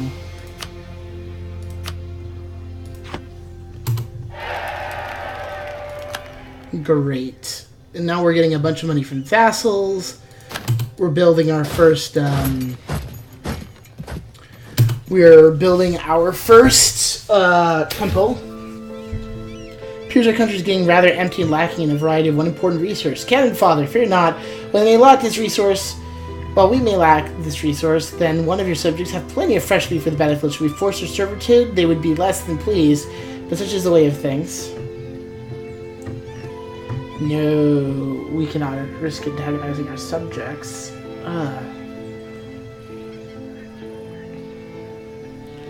What is Rwanda's liberty desire right now? We can afford. We can afford. We can afford to do that. Guns need men to fire them.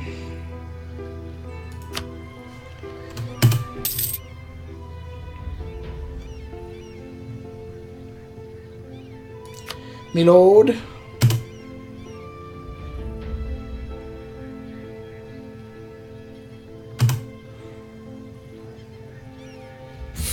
I'm just gonna be terrible to them, am I?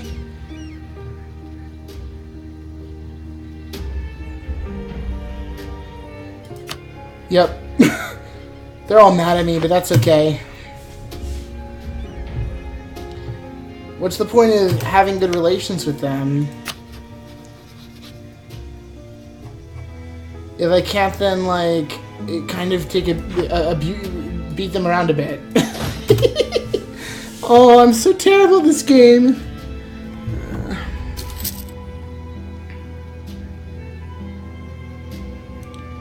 By the way, my YouTube account is Hyena Girl 64.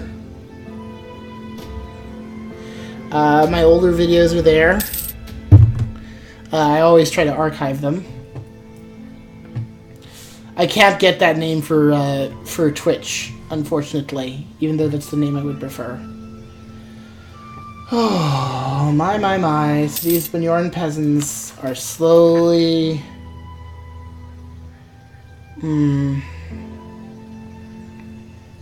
I'd lose so much prestige, though.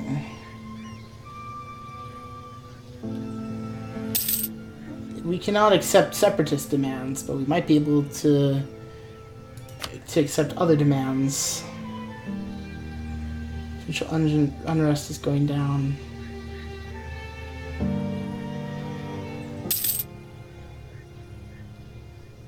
Alright. Grand Captain has died. That's fine. Unfortunately, you are going to drill.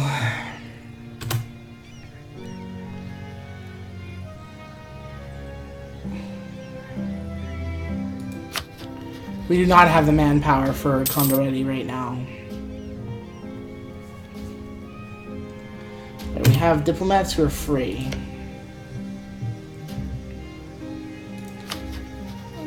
We want... what? We want to improve relations. We want a royal marriage. So I just placed my own family on the throne over here. Too many diplomatic relations. Gosh darn it. Oh well. I never know when I have too many. It's in diplomacy. Does it say in diplomacy how many diplomatic relations I can have? culture slots, 2 promoted culture slots. You know, 2 cultures that we like. Serene Kingdom rank. Oh wait, I need to look at my own screen. Alright. That might tell me different things. 3. Diplomatic level is 3. Level is 4. Stability is 3. No revanchism. There we go. 4 out of 3. Because we are a tribal monarchy, we cannot have that many. Jeez, that actually really sucks. Well, we'll just have to keep it up the way it is. What counts as a diplomatic relation? My vassals are diplomatic relations, so I need to stop having a diplomatic relationship with somebody. Probably these guys, honestly, because I'd still really like to conquer them.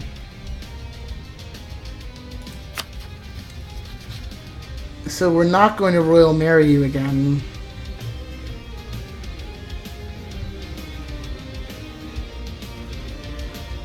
Yeah, we can't just do that. I'd love to be in a personal union with them. How do I do that?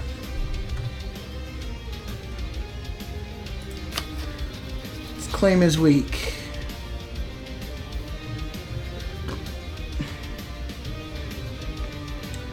I mean, we could go to war with them, but we really need to get manpower. We cannot form a personal union because we are fetishists. Okay, well, that's just the way it is. We can't marry our way into controlling their country. Gosh darn it. So, we want more income from here next.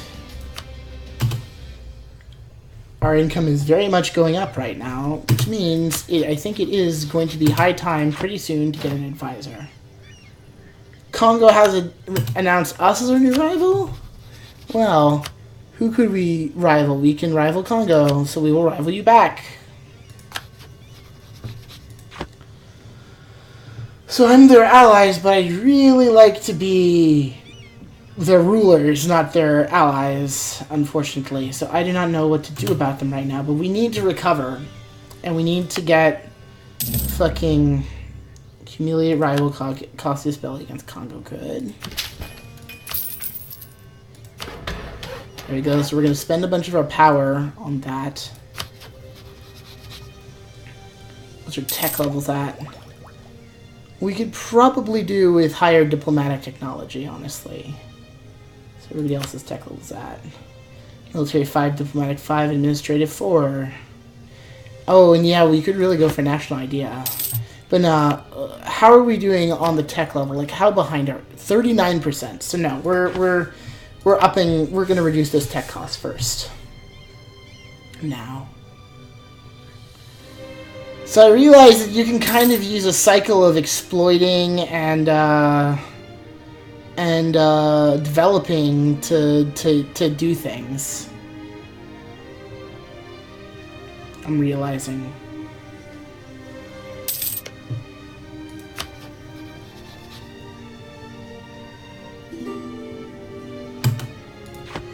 We want to do we want to do espionage in these guys.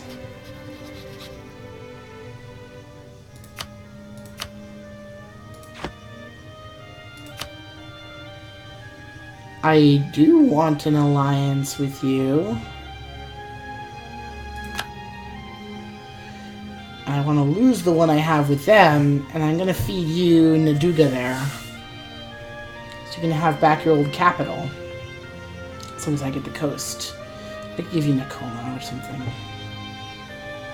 Give you Nakoma. So you have space on the other side of them right here.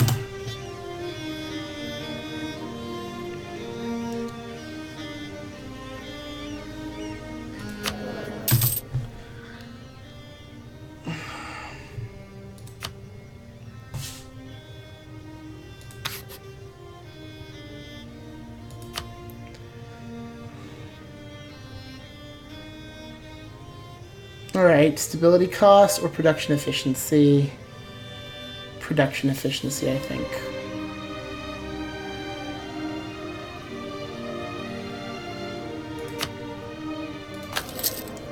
Cool. Our first advisor is Kabelega Ababopi, who's giving us production efficiency. And that's giving us, let's reduce our income a bit, but that's fine for now. Decisions. We really want to reform the government. And to do that, we need a complete economic, innovative, or administrative ideas, which means we must be at Administrative Tech 5. And then we need to spend a bunch of administrative power in order to get to those ideas. Any more religion things we can do? Not really.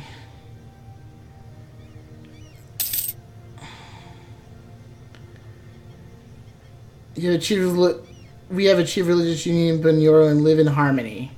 Because all of us are the same religion. Cool. One of our advisors, while having been a faithful servant so far, but now seems to have grown too insolent. The advisor dares to denounce our great Omuka Kama's policies, and recently did so in public in front of foreign ambassadors. Even if there might be some grounds for these criticisms, such as, you know, us executing a bunch of rebels, we shouldn't let open criticism of the Omukama become a habit of anyone. But it was a good point. I might gain power, and I will definitely lose prestige. Or I can kill the natural scientist. I'm not going to kill him. That's a very good point, my friend. Perhaps we shouldn't murder the rebels. Maybe that's bad of us to do. And now people are happier because we said that. We still have a lot of free advisor slots, but we do not have the money for more advisors, really. Especially since we are on, as I said, a spending thing. We are trying to get a bunch of money to finish building temples in the remaining provinces, and we are trying to get the Renaissance. Keep debating between institutions and technology, but I think the institutions are more important.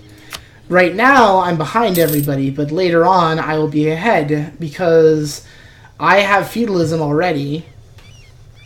And now I'm also going to end up having the Renaissance, and that'll put me... I will be able to pay half the cost for technologies as they do. So we'll get back up to max manpower, and we'll be at peace for a while, hopefully. And then we gotta find a way... But in the meantime, we need to find a way to... We're also going to counter-spy on them. Just because... Where is our other, improving relations with our vassal? That's fine. That's great. How are our subjects doing, by the way? The liberty you desire is reducing despite stuff I've done.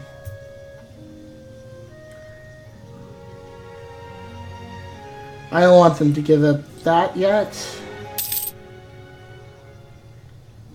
I really want to put one of my relatives on the throne of Rwanda.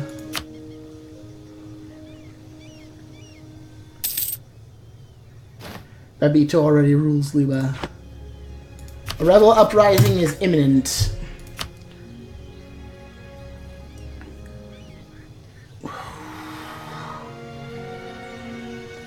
You know, maybe he's right. Maybe we have executed too many rebels. Well, the alternate is I could just let them rise up. How many regiments will they have? How many regiments could they possibly have? They will have 8. That's a pretty sizable number, but keep in mind, I will have my military right over here. So I'll just have to keep an eye on them. But yes, I think we're just going to kill them. Let them rise up. If they want to rise up in arms against the rightful queen of the Katara Empire, then they can be my guests.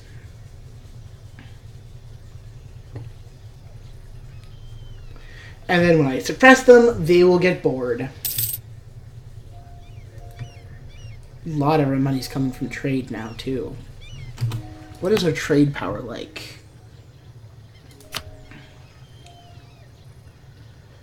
49%. Current trade power is 49%. And the rest are Rwanda and these guys.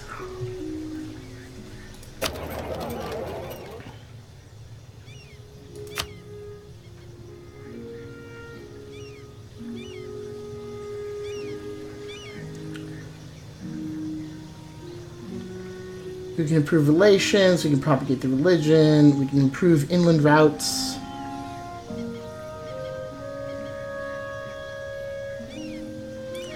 Which should give us a siege ability in the area, that'd be great. But I'd rather maximize trade, maximize profit right now.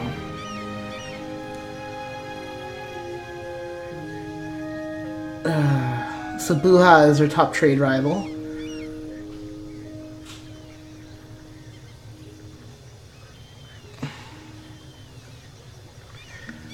Alright. Cool. Well,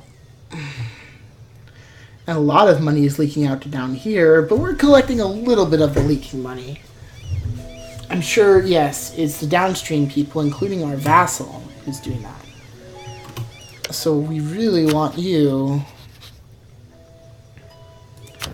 to stop competing with us.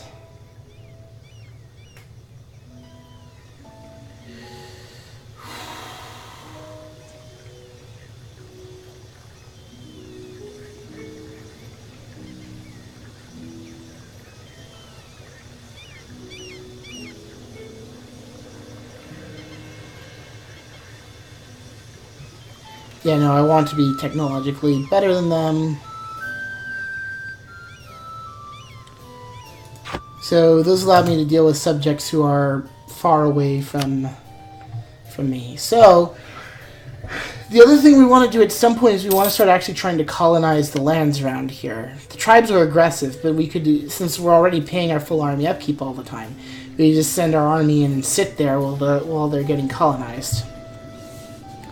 And we don't have to engage them in wars. They may or may not tolerate a presence with the colony because the state the Romanians will give the following benefits of plus 0.2 goods produced, which is a significant amount. So it's a good idea not to just murder people, but also it is a good idea too, because as long as they're there, there's a good chance of them just rising up and attacking you. 9% chance per month, so they're half as likely to rise up as to grow, which means you have to send somebody out there to make sure that they don't just attack. But if it doesn't help me any to like reduce my army maintenance, then I might as well. We are at +3. How? Why? A lot from production, a lot from taxation. We need another advisor. Military or diplomatic? Diplomatic, I think. Trade efficiency. It'll get us 10% more money from trade. That is worth it.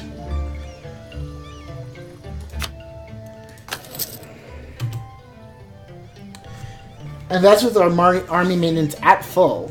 Like, if we lowered it, we could really build crap if we wanted to. Probably go for an additional advisor, or even more expensive advisors. We're doing quite well for ourselves right now. Institutions are, what? Renaissance almost here.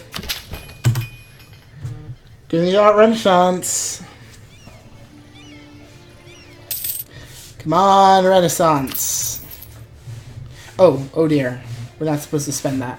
No, we are, because we want the Renaissance, because it's going to take a while for the institution to spread anyway.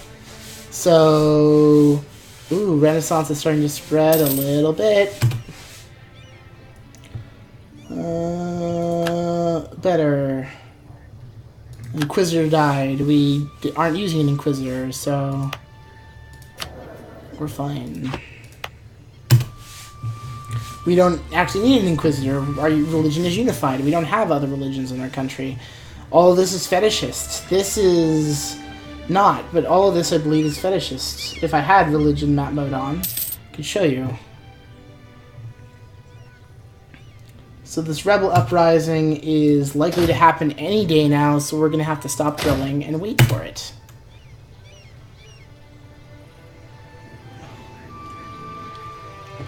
The peasants want to lower taxes because they didn't like the war. They're like, you're washing money, give more money to us. What's their autonomy like? 0%.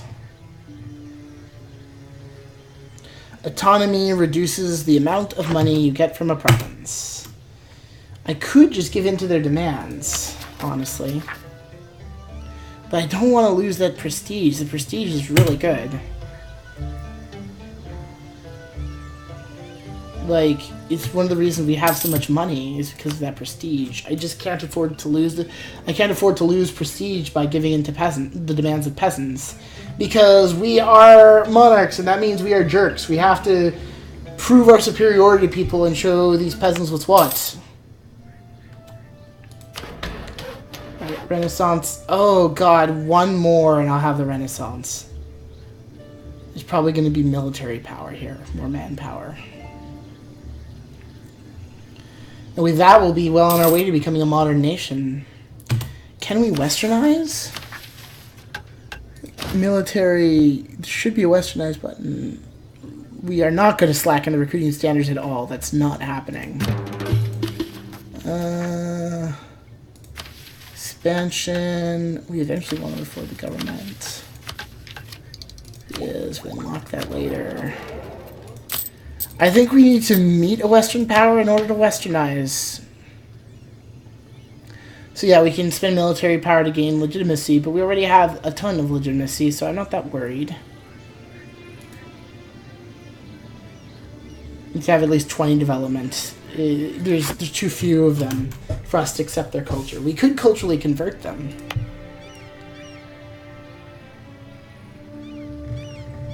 But they have separatism, so we cannot.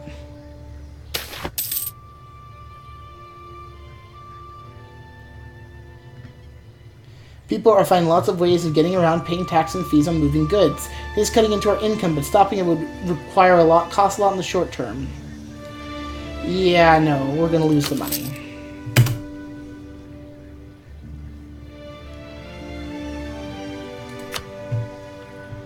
So, I got a question. What are your diplomatic relations? You're allied with Chokwe and Tio. Have a royal marriage with several different people. You don't have any vassals or anything. You're at war with Benin. So the Congo, so I guess we're going to be forced to move towards the West Africa coast. I was wondering whether I was going to go to West Africa or to Zanzibar, like to East Africa, but I guess I'm going to have to head for West Africa first. And eventually I can call my way towards East Africa. I mean, I don't even share a border with West Africa right now. Like, there's this uncolonized province right here that we've been fighting around in that I'd really like to make part of Rwanda or Luba. Probably Luba. Rwanda, I have a feeling I want to vassalize. It's not a particularly valuable thing.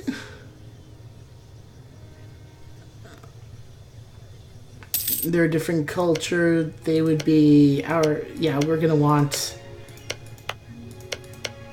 All the Rwandans are here.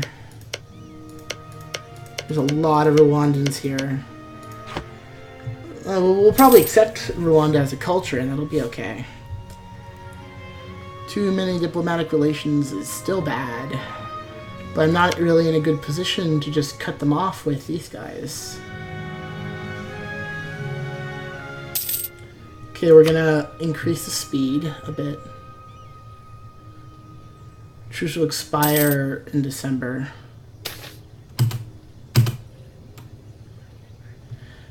While we have not accepted the nature of Mubari as our sole creator and the origin of all power, it seems not all of our subjects are as convinced of his greatness. In Basoga, widespread veneration of their own ancient local spirits has become too sincere for the sensibilities of a priest. We must show them a way.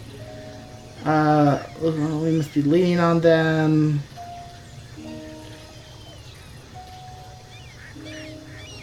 We'll be leaning on them. Let them have their local gods. Come on, rebel faction.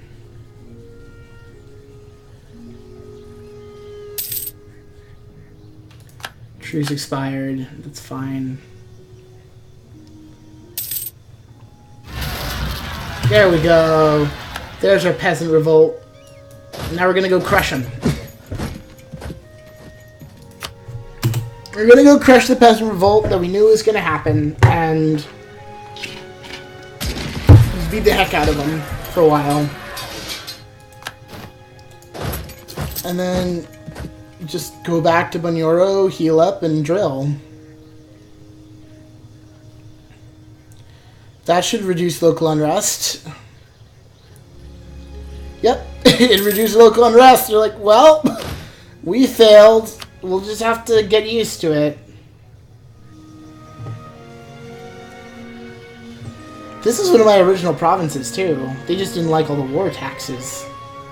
Well, really, they probably didn't like all their friends and family dying in a war more than they didn't like the taxes a bit. Institutions. Alright. Renaissance is now present, and these all are going to start gaining 10%.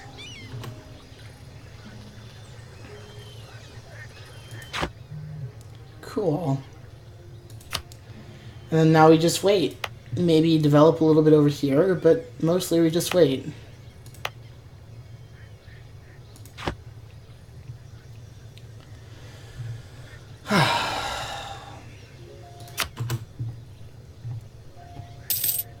Now isn't this nice? We're just peacefully developing. Cough, cough. We need to get ahead in the technological game because we are behind slightly. Not by much, but we are behind. Agent was discovered. That's great. Diplomacy. Well, as long as you're here, fabricate a claim on Karagwe.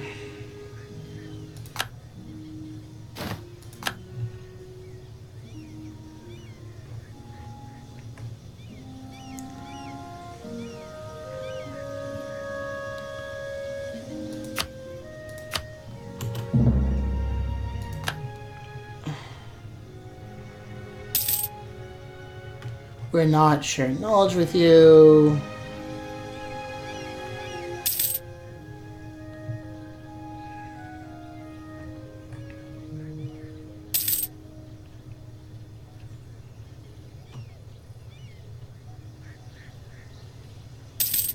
Then we're going to, we could insult them. They like us a lot, though.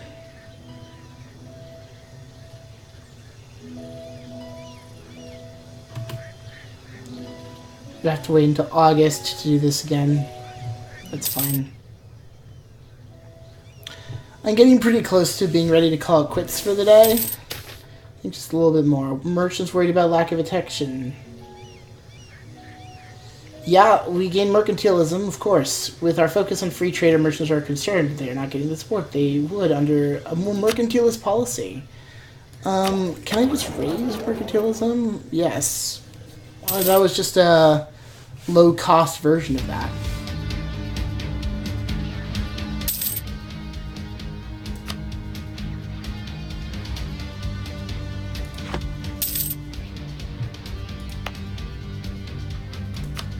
Alright.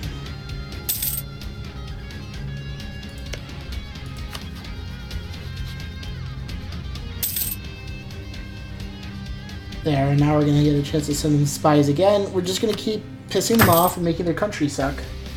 Truce with Rwanda has expired. Recall the diplomat.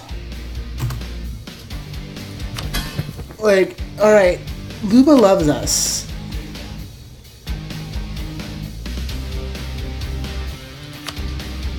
Rwanda does not yet.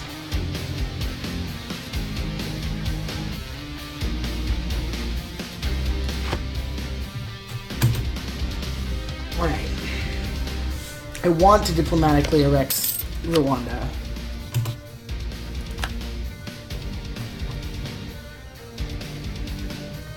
Where is it? Annex vassal.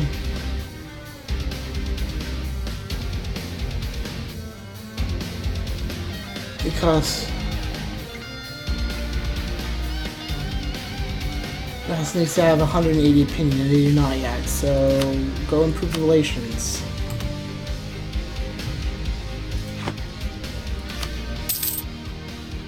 Peace expired. Institution spread. Where is institution spread?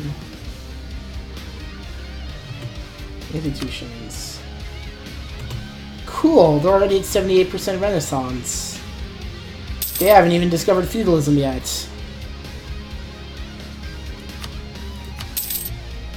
So we're gonna have the Renaissance is gonna happen right here in Bunyoro.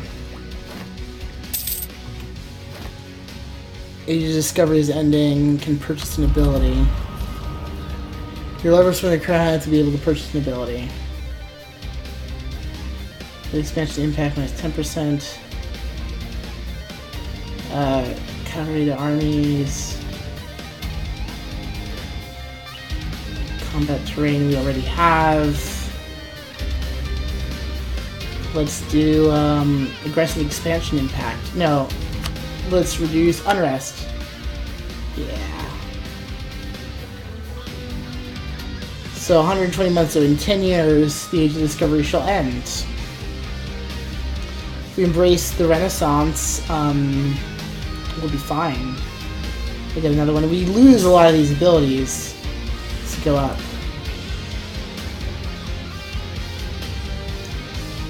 Yeah.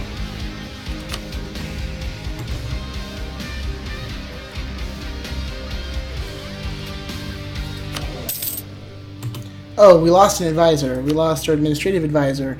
Yes, inflation reduction. Excellent.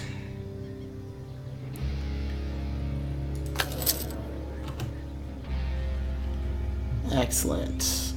We will reduce inflation. Our inflation kind of sucks, so having it actually start going down would be great.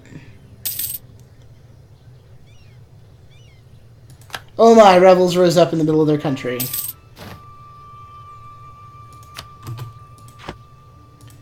Race institution. Costs money, but we are doing it.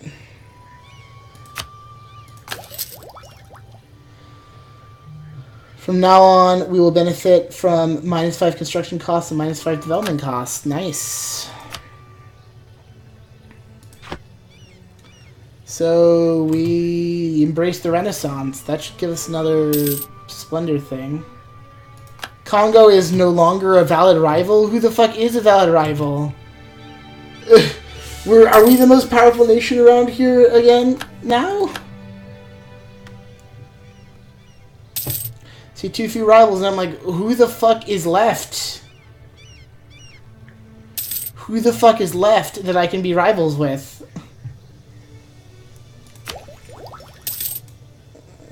See, our military, our professionalism is at 11%. We want to get firearms. Also means we need military technologies. We won't forget this. Really? Alright. What happens if we declared war? We cannot. We have to dissolve the alliance.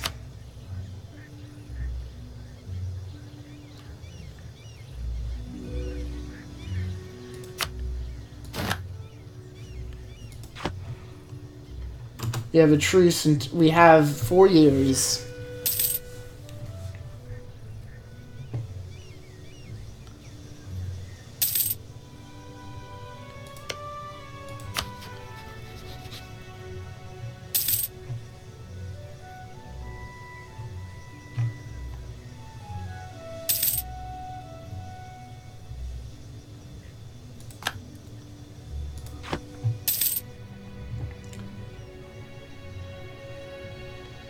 We want the rest of this place's money. We want to actually be able to hire all 3 advisors. We'd like to get some of the good advisors, too.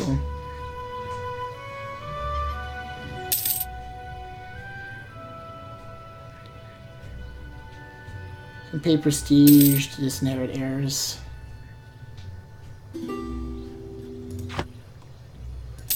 Nope. We're done, my friend.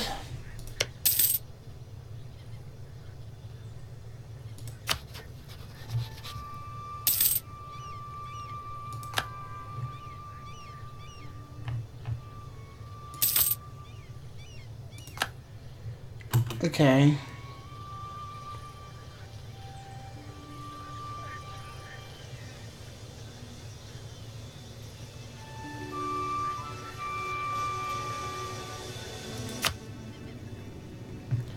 Somebody in the middle of nowhere. Okay.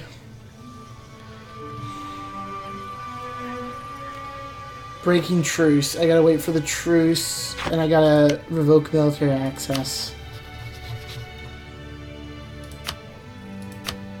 Cool. Still have to take a stability hit, but it's worth it again.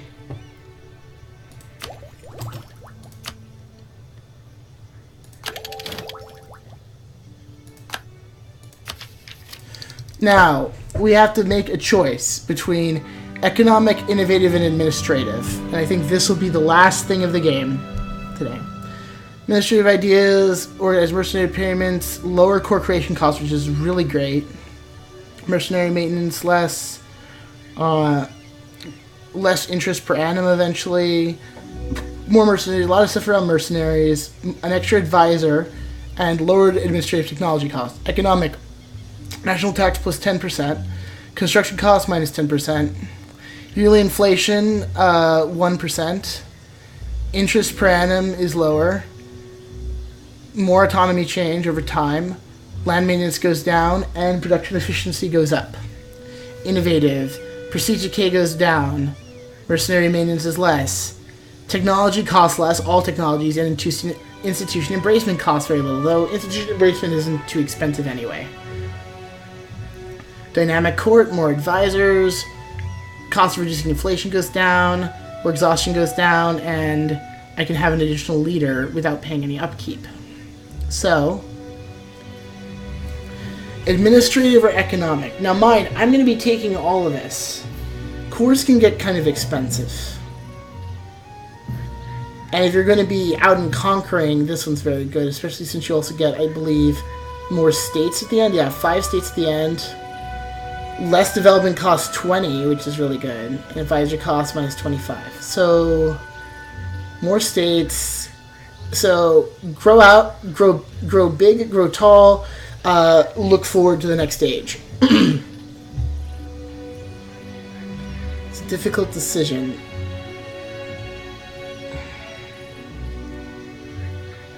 Between economic and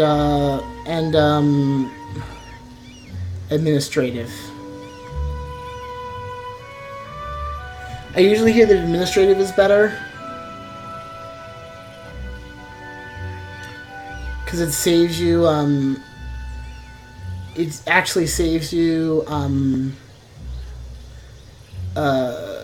points, but that minus 20% development cost. And you see, the thing that we sink a lot of our money into actually is development right now. Right now, anyway. So, I think we're going to take an economic as a result.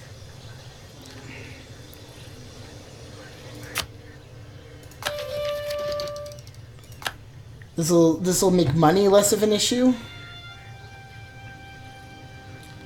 This will make money less of an issue for us. It isn't. It's already not quite that much of an issue, but the real deal is going to be this minus 20 development costs more than anything else. And the production efficiency, of course, because we've been improving our production. Speed. Gain merchants +1 at the end.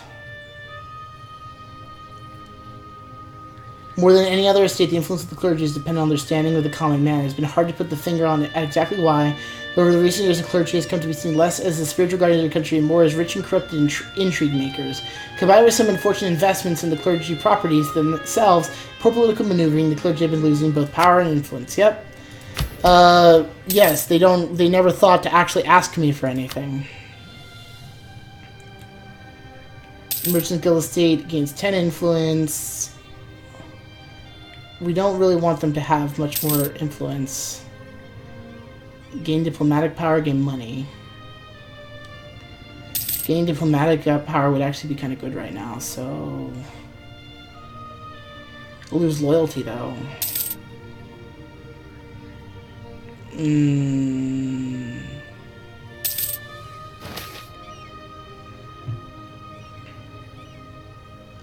Yeah, we're gonna build a palace, for sure. Worth it. We can invest in the technology. We'll get higher diplomatic technology, finally. Actually, we really need diplomatic technology. Routine countrymen and foreigners alike lying about the quality of their goods. Our merchants are known for the best. We're known for the best. We do the best. So, we're gonna do another thing here. Yeah, we are gonna go to the estates and beg these guys for diplomatic power. Demand diplomatic support.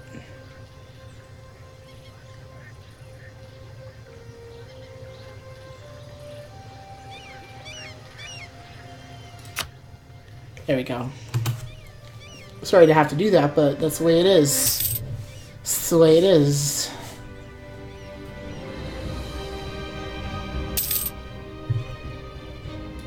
Military engineer. We're not using military power as much, but that's also very important to actually invest in technology more than anything else. We're going for military army professionalism 20%. Siege ability goes up. Fire and shock goes up slightly as well with all the training that they've been doing. Yeah, we don't have quite enough money yet to hire another guy. We're not spending administrative points on that at all. We need to complete this idea group because we need to complete this idea group in order to reform the government. Spy Master, eh? That's not one of our guys. Whoa. Can invest in new technology. Yes, indeedy. We are going to military. Requesting that. Combat with increase. Infantry fire goes up. Enables better cavalry. And we are definitely getting the better cavalry. So stop them drilling because they're going to need some time to learn these new things. Because we're about to upgrade the cavalry. So going with our usual thing, we could do defensive morale. Like, they kill the same. So we can either do better defensive morale or better offensive morale. We already have a lot of good units with good offensive morale. Let's specialize in it. Let's be offensive as fuck. This truce doesn't expire until 1501. Yeah. Too many diplomatic relations is bad. I wonder if we could just break the royal ties.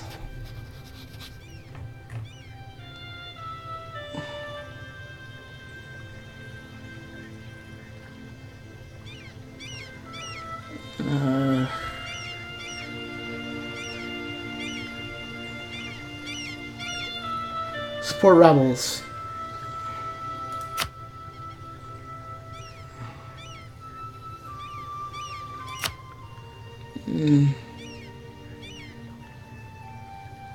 No, they don't. The rebels aren't good enough yet.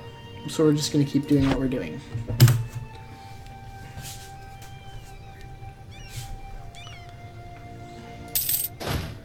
So we'll wait for these to go up. We'll enable drilling. I think about 10 more minutes, then I'll call it. One more turn. So, these guys are going to drill.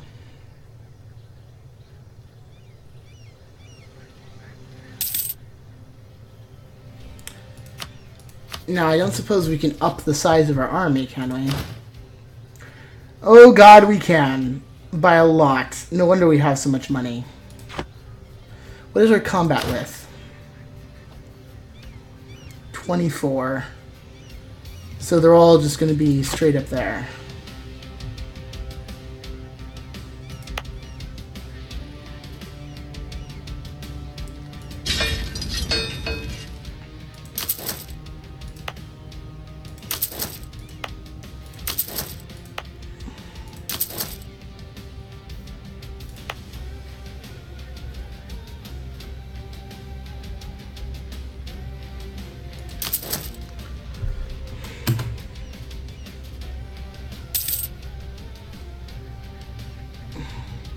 I was wondering why I had so much money.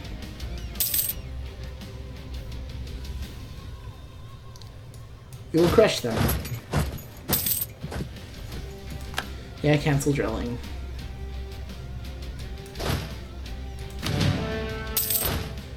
So we now have 16 of our 18.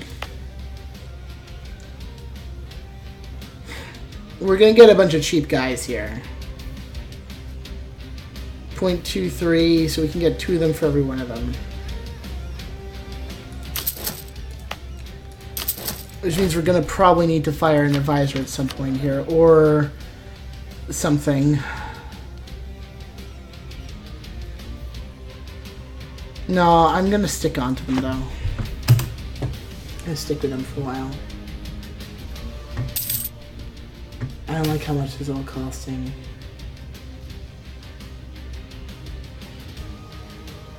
Yeah, I'm gonna have to allow that and lose some prestige.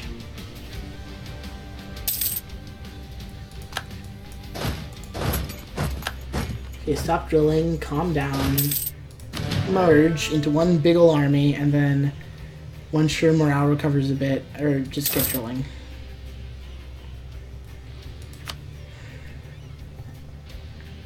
We'll wait for one of the advisors to die, probably. Maybe. I'll have to kick this guy.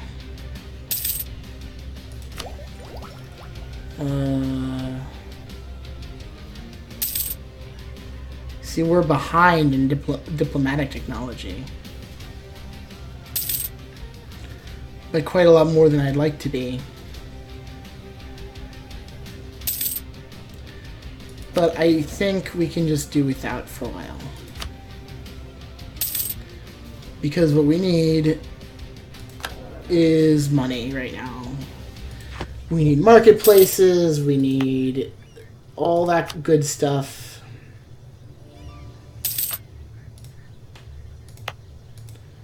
What's up with the state of Uganda?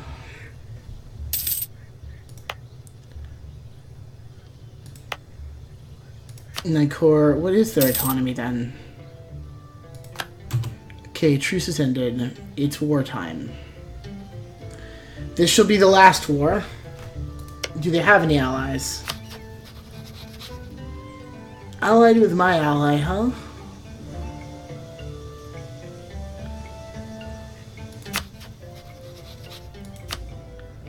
This is so small.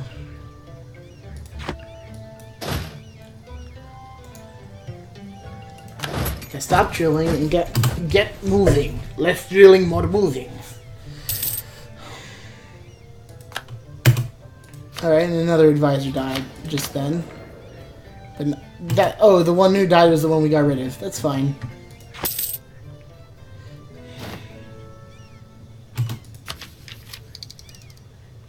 Yeah.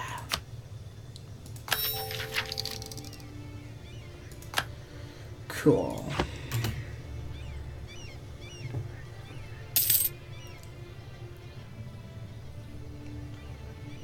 Right, next month.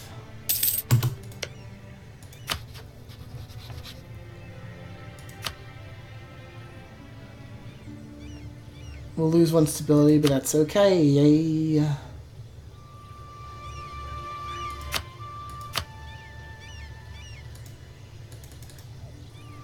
They're going to come in on the side of our ally. So 8 plus 8 plus whatever these guys have and can manage to get across I think I can take him.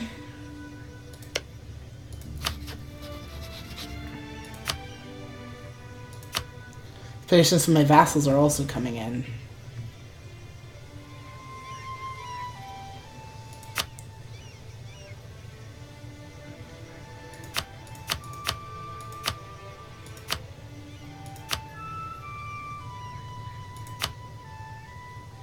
Well, it does make a difference, so here we go. Which means, or I should save, shouldn't I? Just in case this all goes south. Alright. Well, it's going to be the last thing of the game. After this war, I'm calling it quits. I'm going to have some lunch and I'm going to do other things. So, let's go. Alright. Another stability drop because we went to war with somebody we shouldn't technically go to war with because we're just being ruthless as all heck.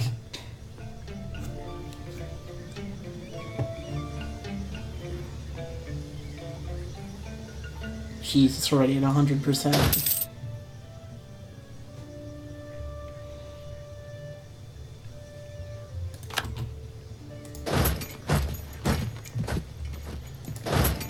I'm just going to let him take my vassal for now. What I want to do is actually seize down some of their other territories. I want them to exhaust themselves. I want to take these guys out of the war.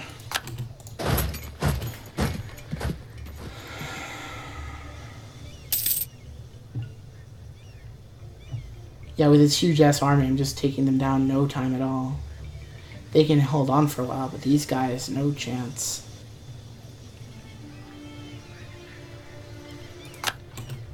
I'm such a bastard when I play this game. So they have an actual fort there. The birth of colonialism, my god, and everything's going to cost more until I can, like, embrace yet another institution and develop another bunch of provinces. I'm going to wish I took administrative ideas, aren't I? I'm going to wish I had those reduced coring costs.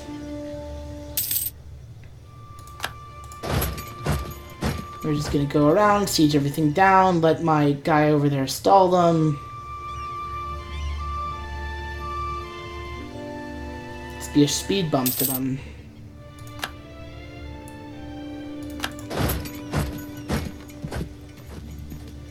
There's a 21% chance that they will surrender soon. Or yeah, no, siege down the fort. Actually, you know what? We can't completely take them out of the war right now. Oh, they're going their separate ways. Good.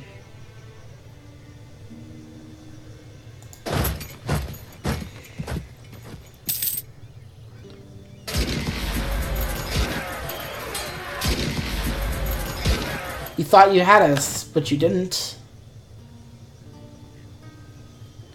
I'm gonna go back and finish seizing down the rest of your country.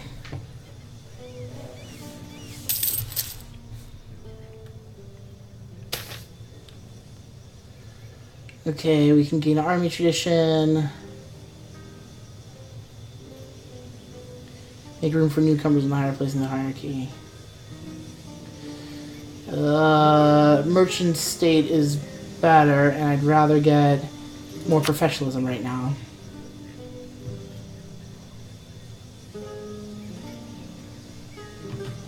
Cool. We're gonna go there and detach siege.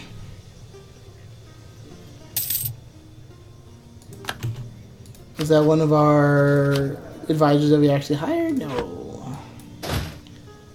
Detach siege and go back over there. We're now occupied most of the country. This country. We're gonna feed them that to you, and then we're gonna take the rest. At least the territory we wanted. No, give us a big chunk after. So we fight our way through. Who else are we at war with? Them. Okay.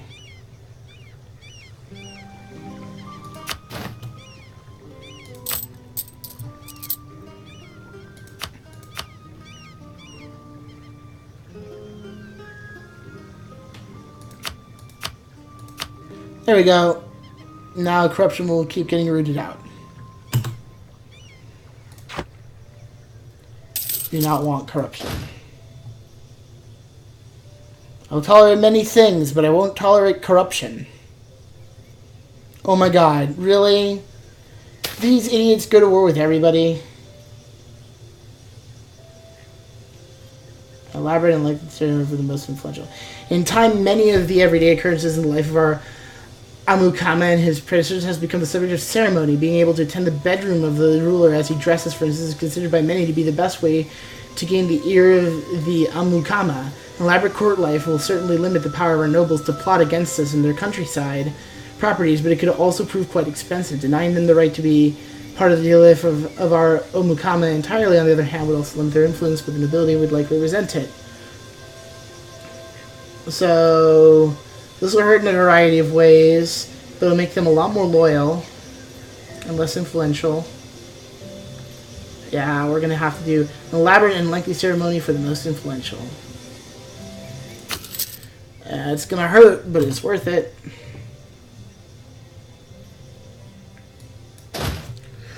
So we just establish a court, not unlike the courts of France, right there.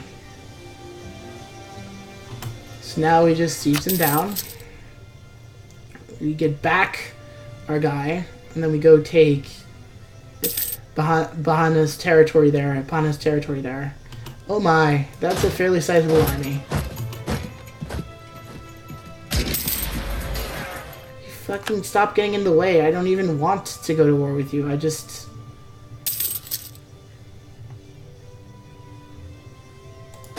don't want to attack you, natives. I want you to become part of our country.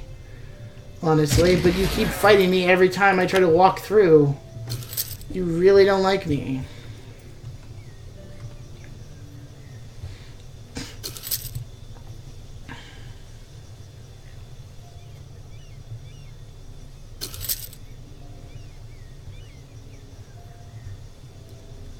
Lands and provinces I do not own, and I'm slowly losing money, but that's okay.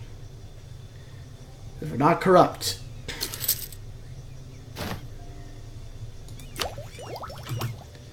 Okay, Diplomat Buha has been discovered building spy network. Okay. So get this, well, we have a very small tech penalty to our institutions. Trade range increased. Stop building the Sky Network, or cancel. Stop building spy network, confirm. And we're not going to support anyone. Yeah, eventually we're going to go fight there in Luba, Congo trade node, I think, right? Yeah.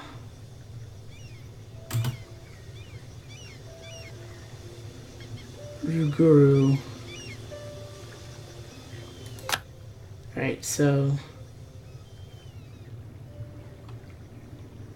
Oh, wow, you can get a little... I mean, the problem is you can't get anything going backwards to anything. So Zanzibar is currently going upstream. Can I switch the direction?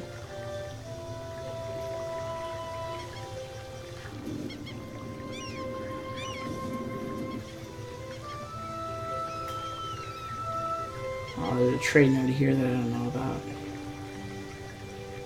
The Bezi Zanzibar trade node.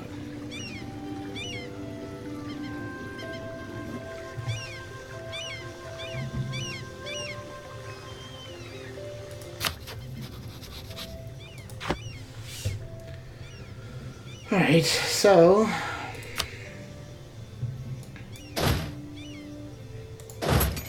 we go meet back up with them. We've now completely conquered these guys.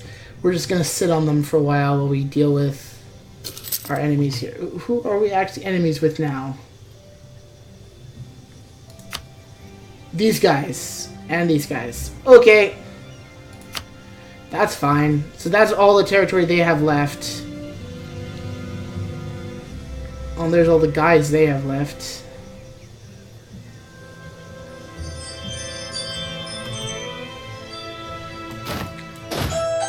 Oh, this is a doorbell. I'll let somebody else get it.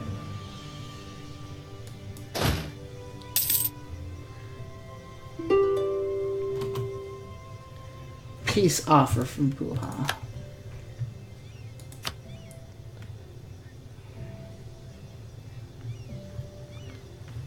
No. I will set the terms. I will set the terms.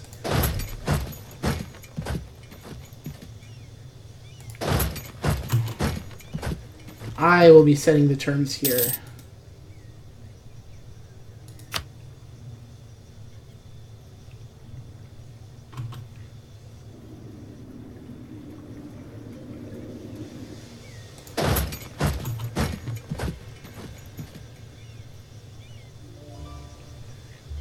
I'm going to take them out of the war.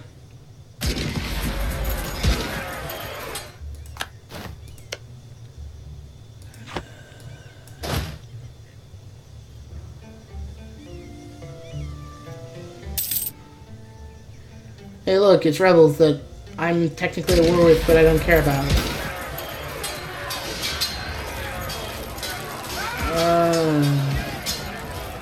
We can't afford instability right now. We can't afford revolting rebels. Just taking them out right now is a bit more important than taking them out, I feel like.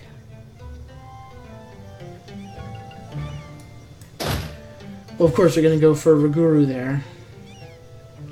Take them forever to siege. So we're going to detach the siege, and then we're going to go back over here and attack them.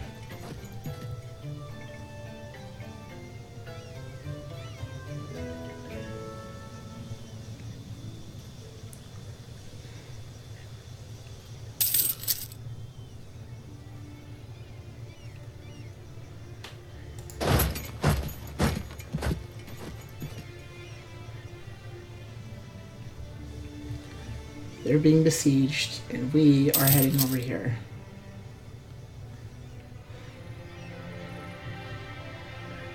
And now we're just gonna sit. Oh, I see. Do you now? Do you really? No, you don't. That's right.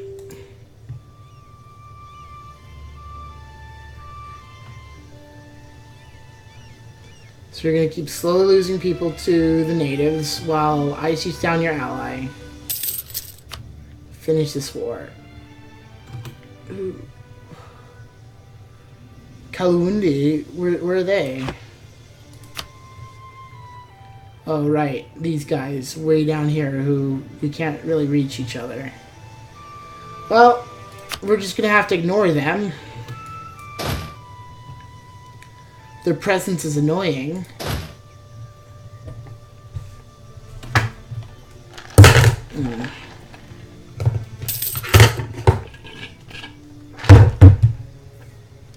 On the siege of Luba. Alright. 99%. Now we have a peace deal. I want you to cede Karagwe, the one we wanted. Ndega to Rwanda, Nakoma to Rwanda.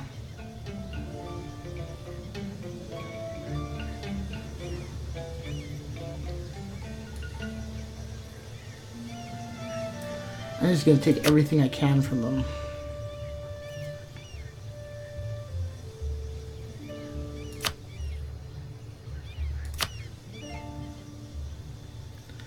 And then finally, you're going to become my vassal.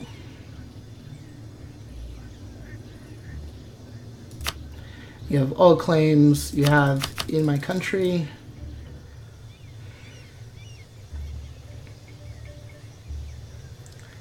Send demand.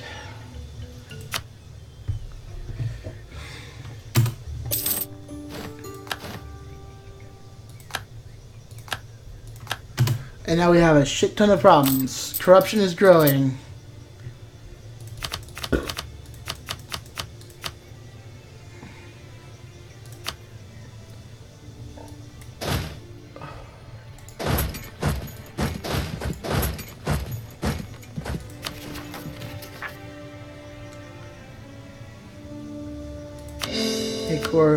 Make core.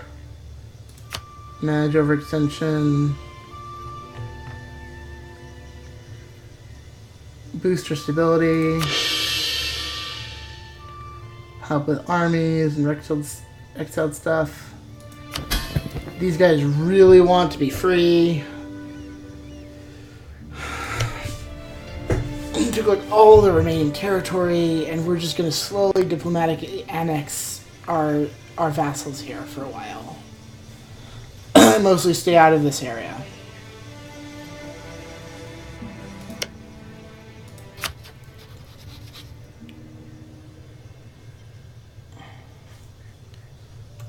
Alright, we're going to wait until we can send a diplomat, send him to improve relations.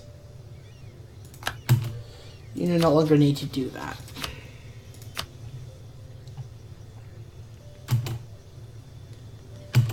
Right, we have too many diplomatic relations, which means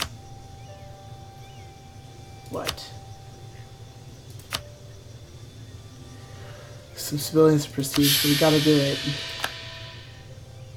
Thank you.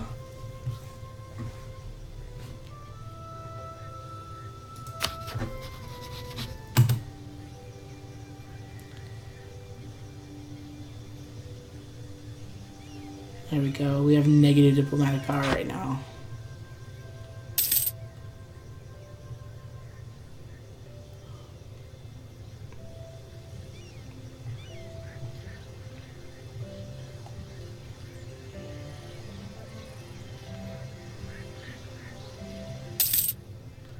Why is our corruption so bad anyway?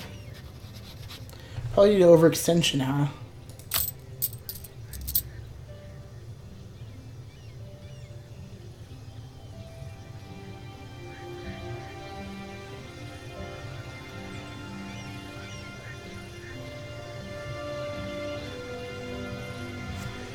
Overextension and corrupt bureaucracy, but mostly overextension.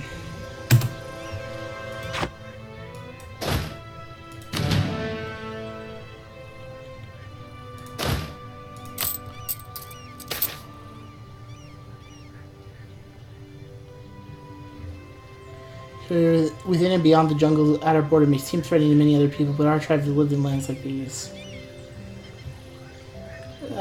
Settlers in Shaga. Alright, stop drilling. Some of you are going to stop drilling.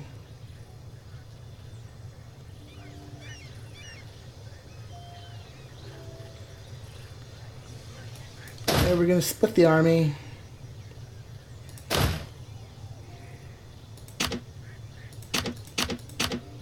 Five, 6, 7. Select this unit.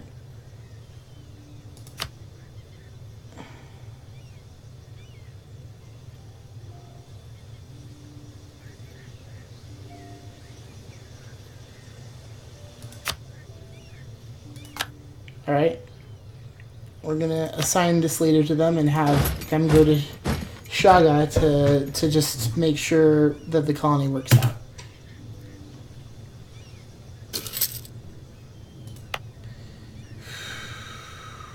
It's gonna cost a lot. We gotta fire our advisor.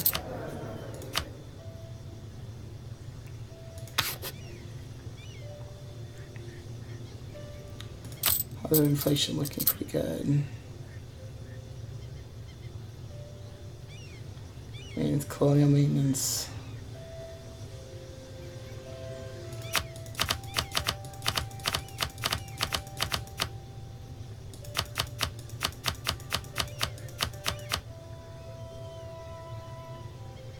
And we'll fire the advisor.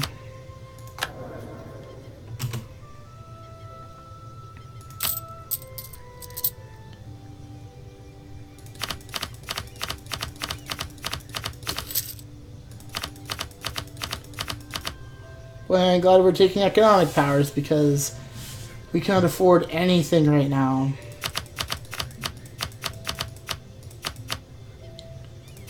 Oh. Great.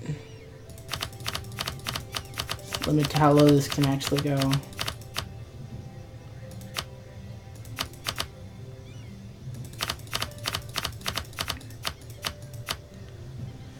Oh, how do we even deal with this? I guess we could just take loans. You draw.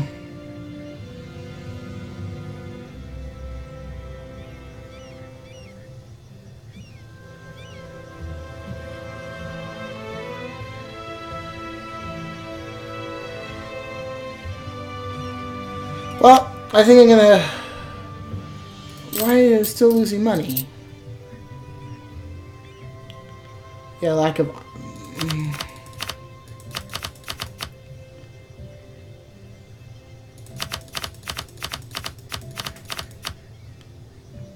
but then we can't keep raising our professionalism.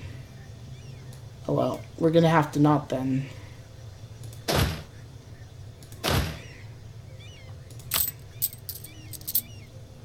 No, but we need that. We need it. Oy, oy, oy. How do I get money? Well, that'll have to wait for another episode.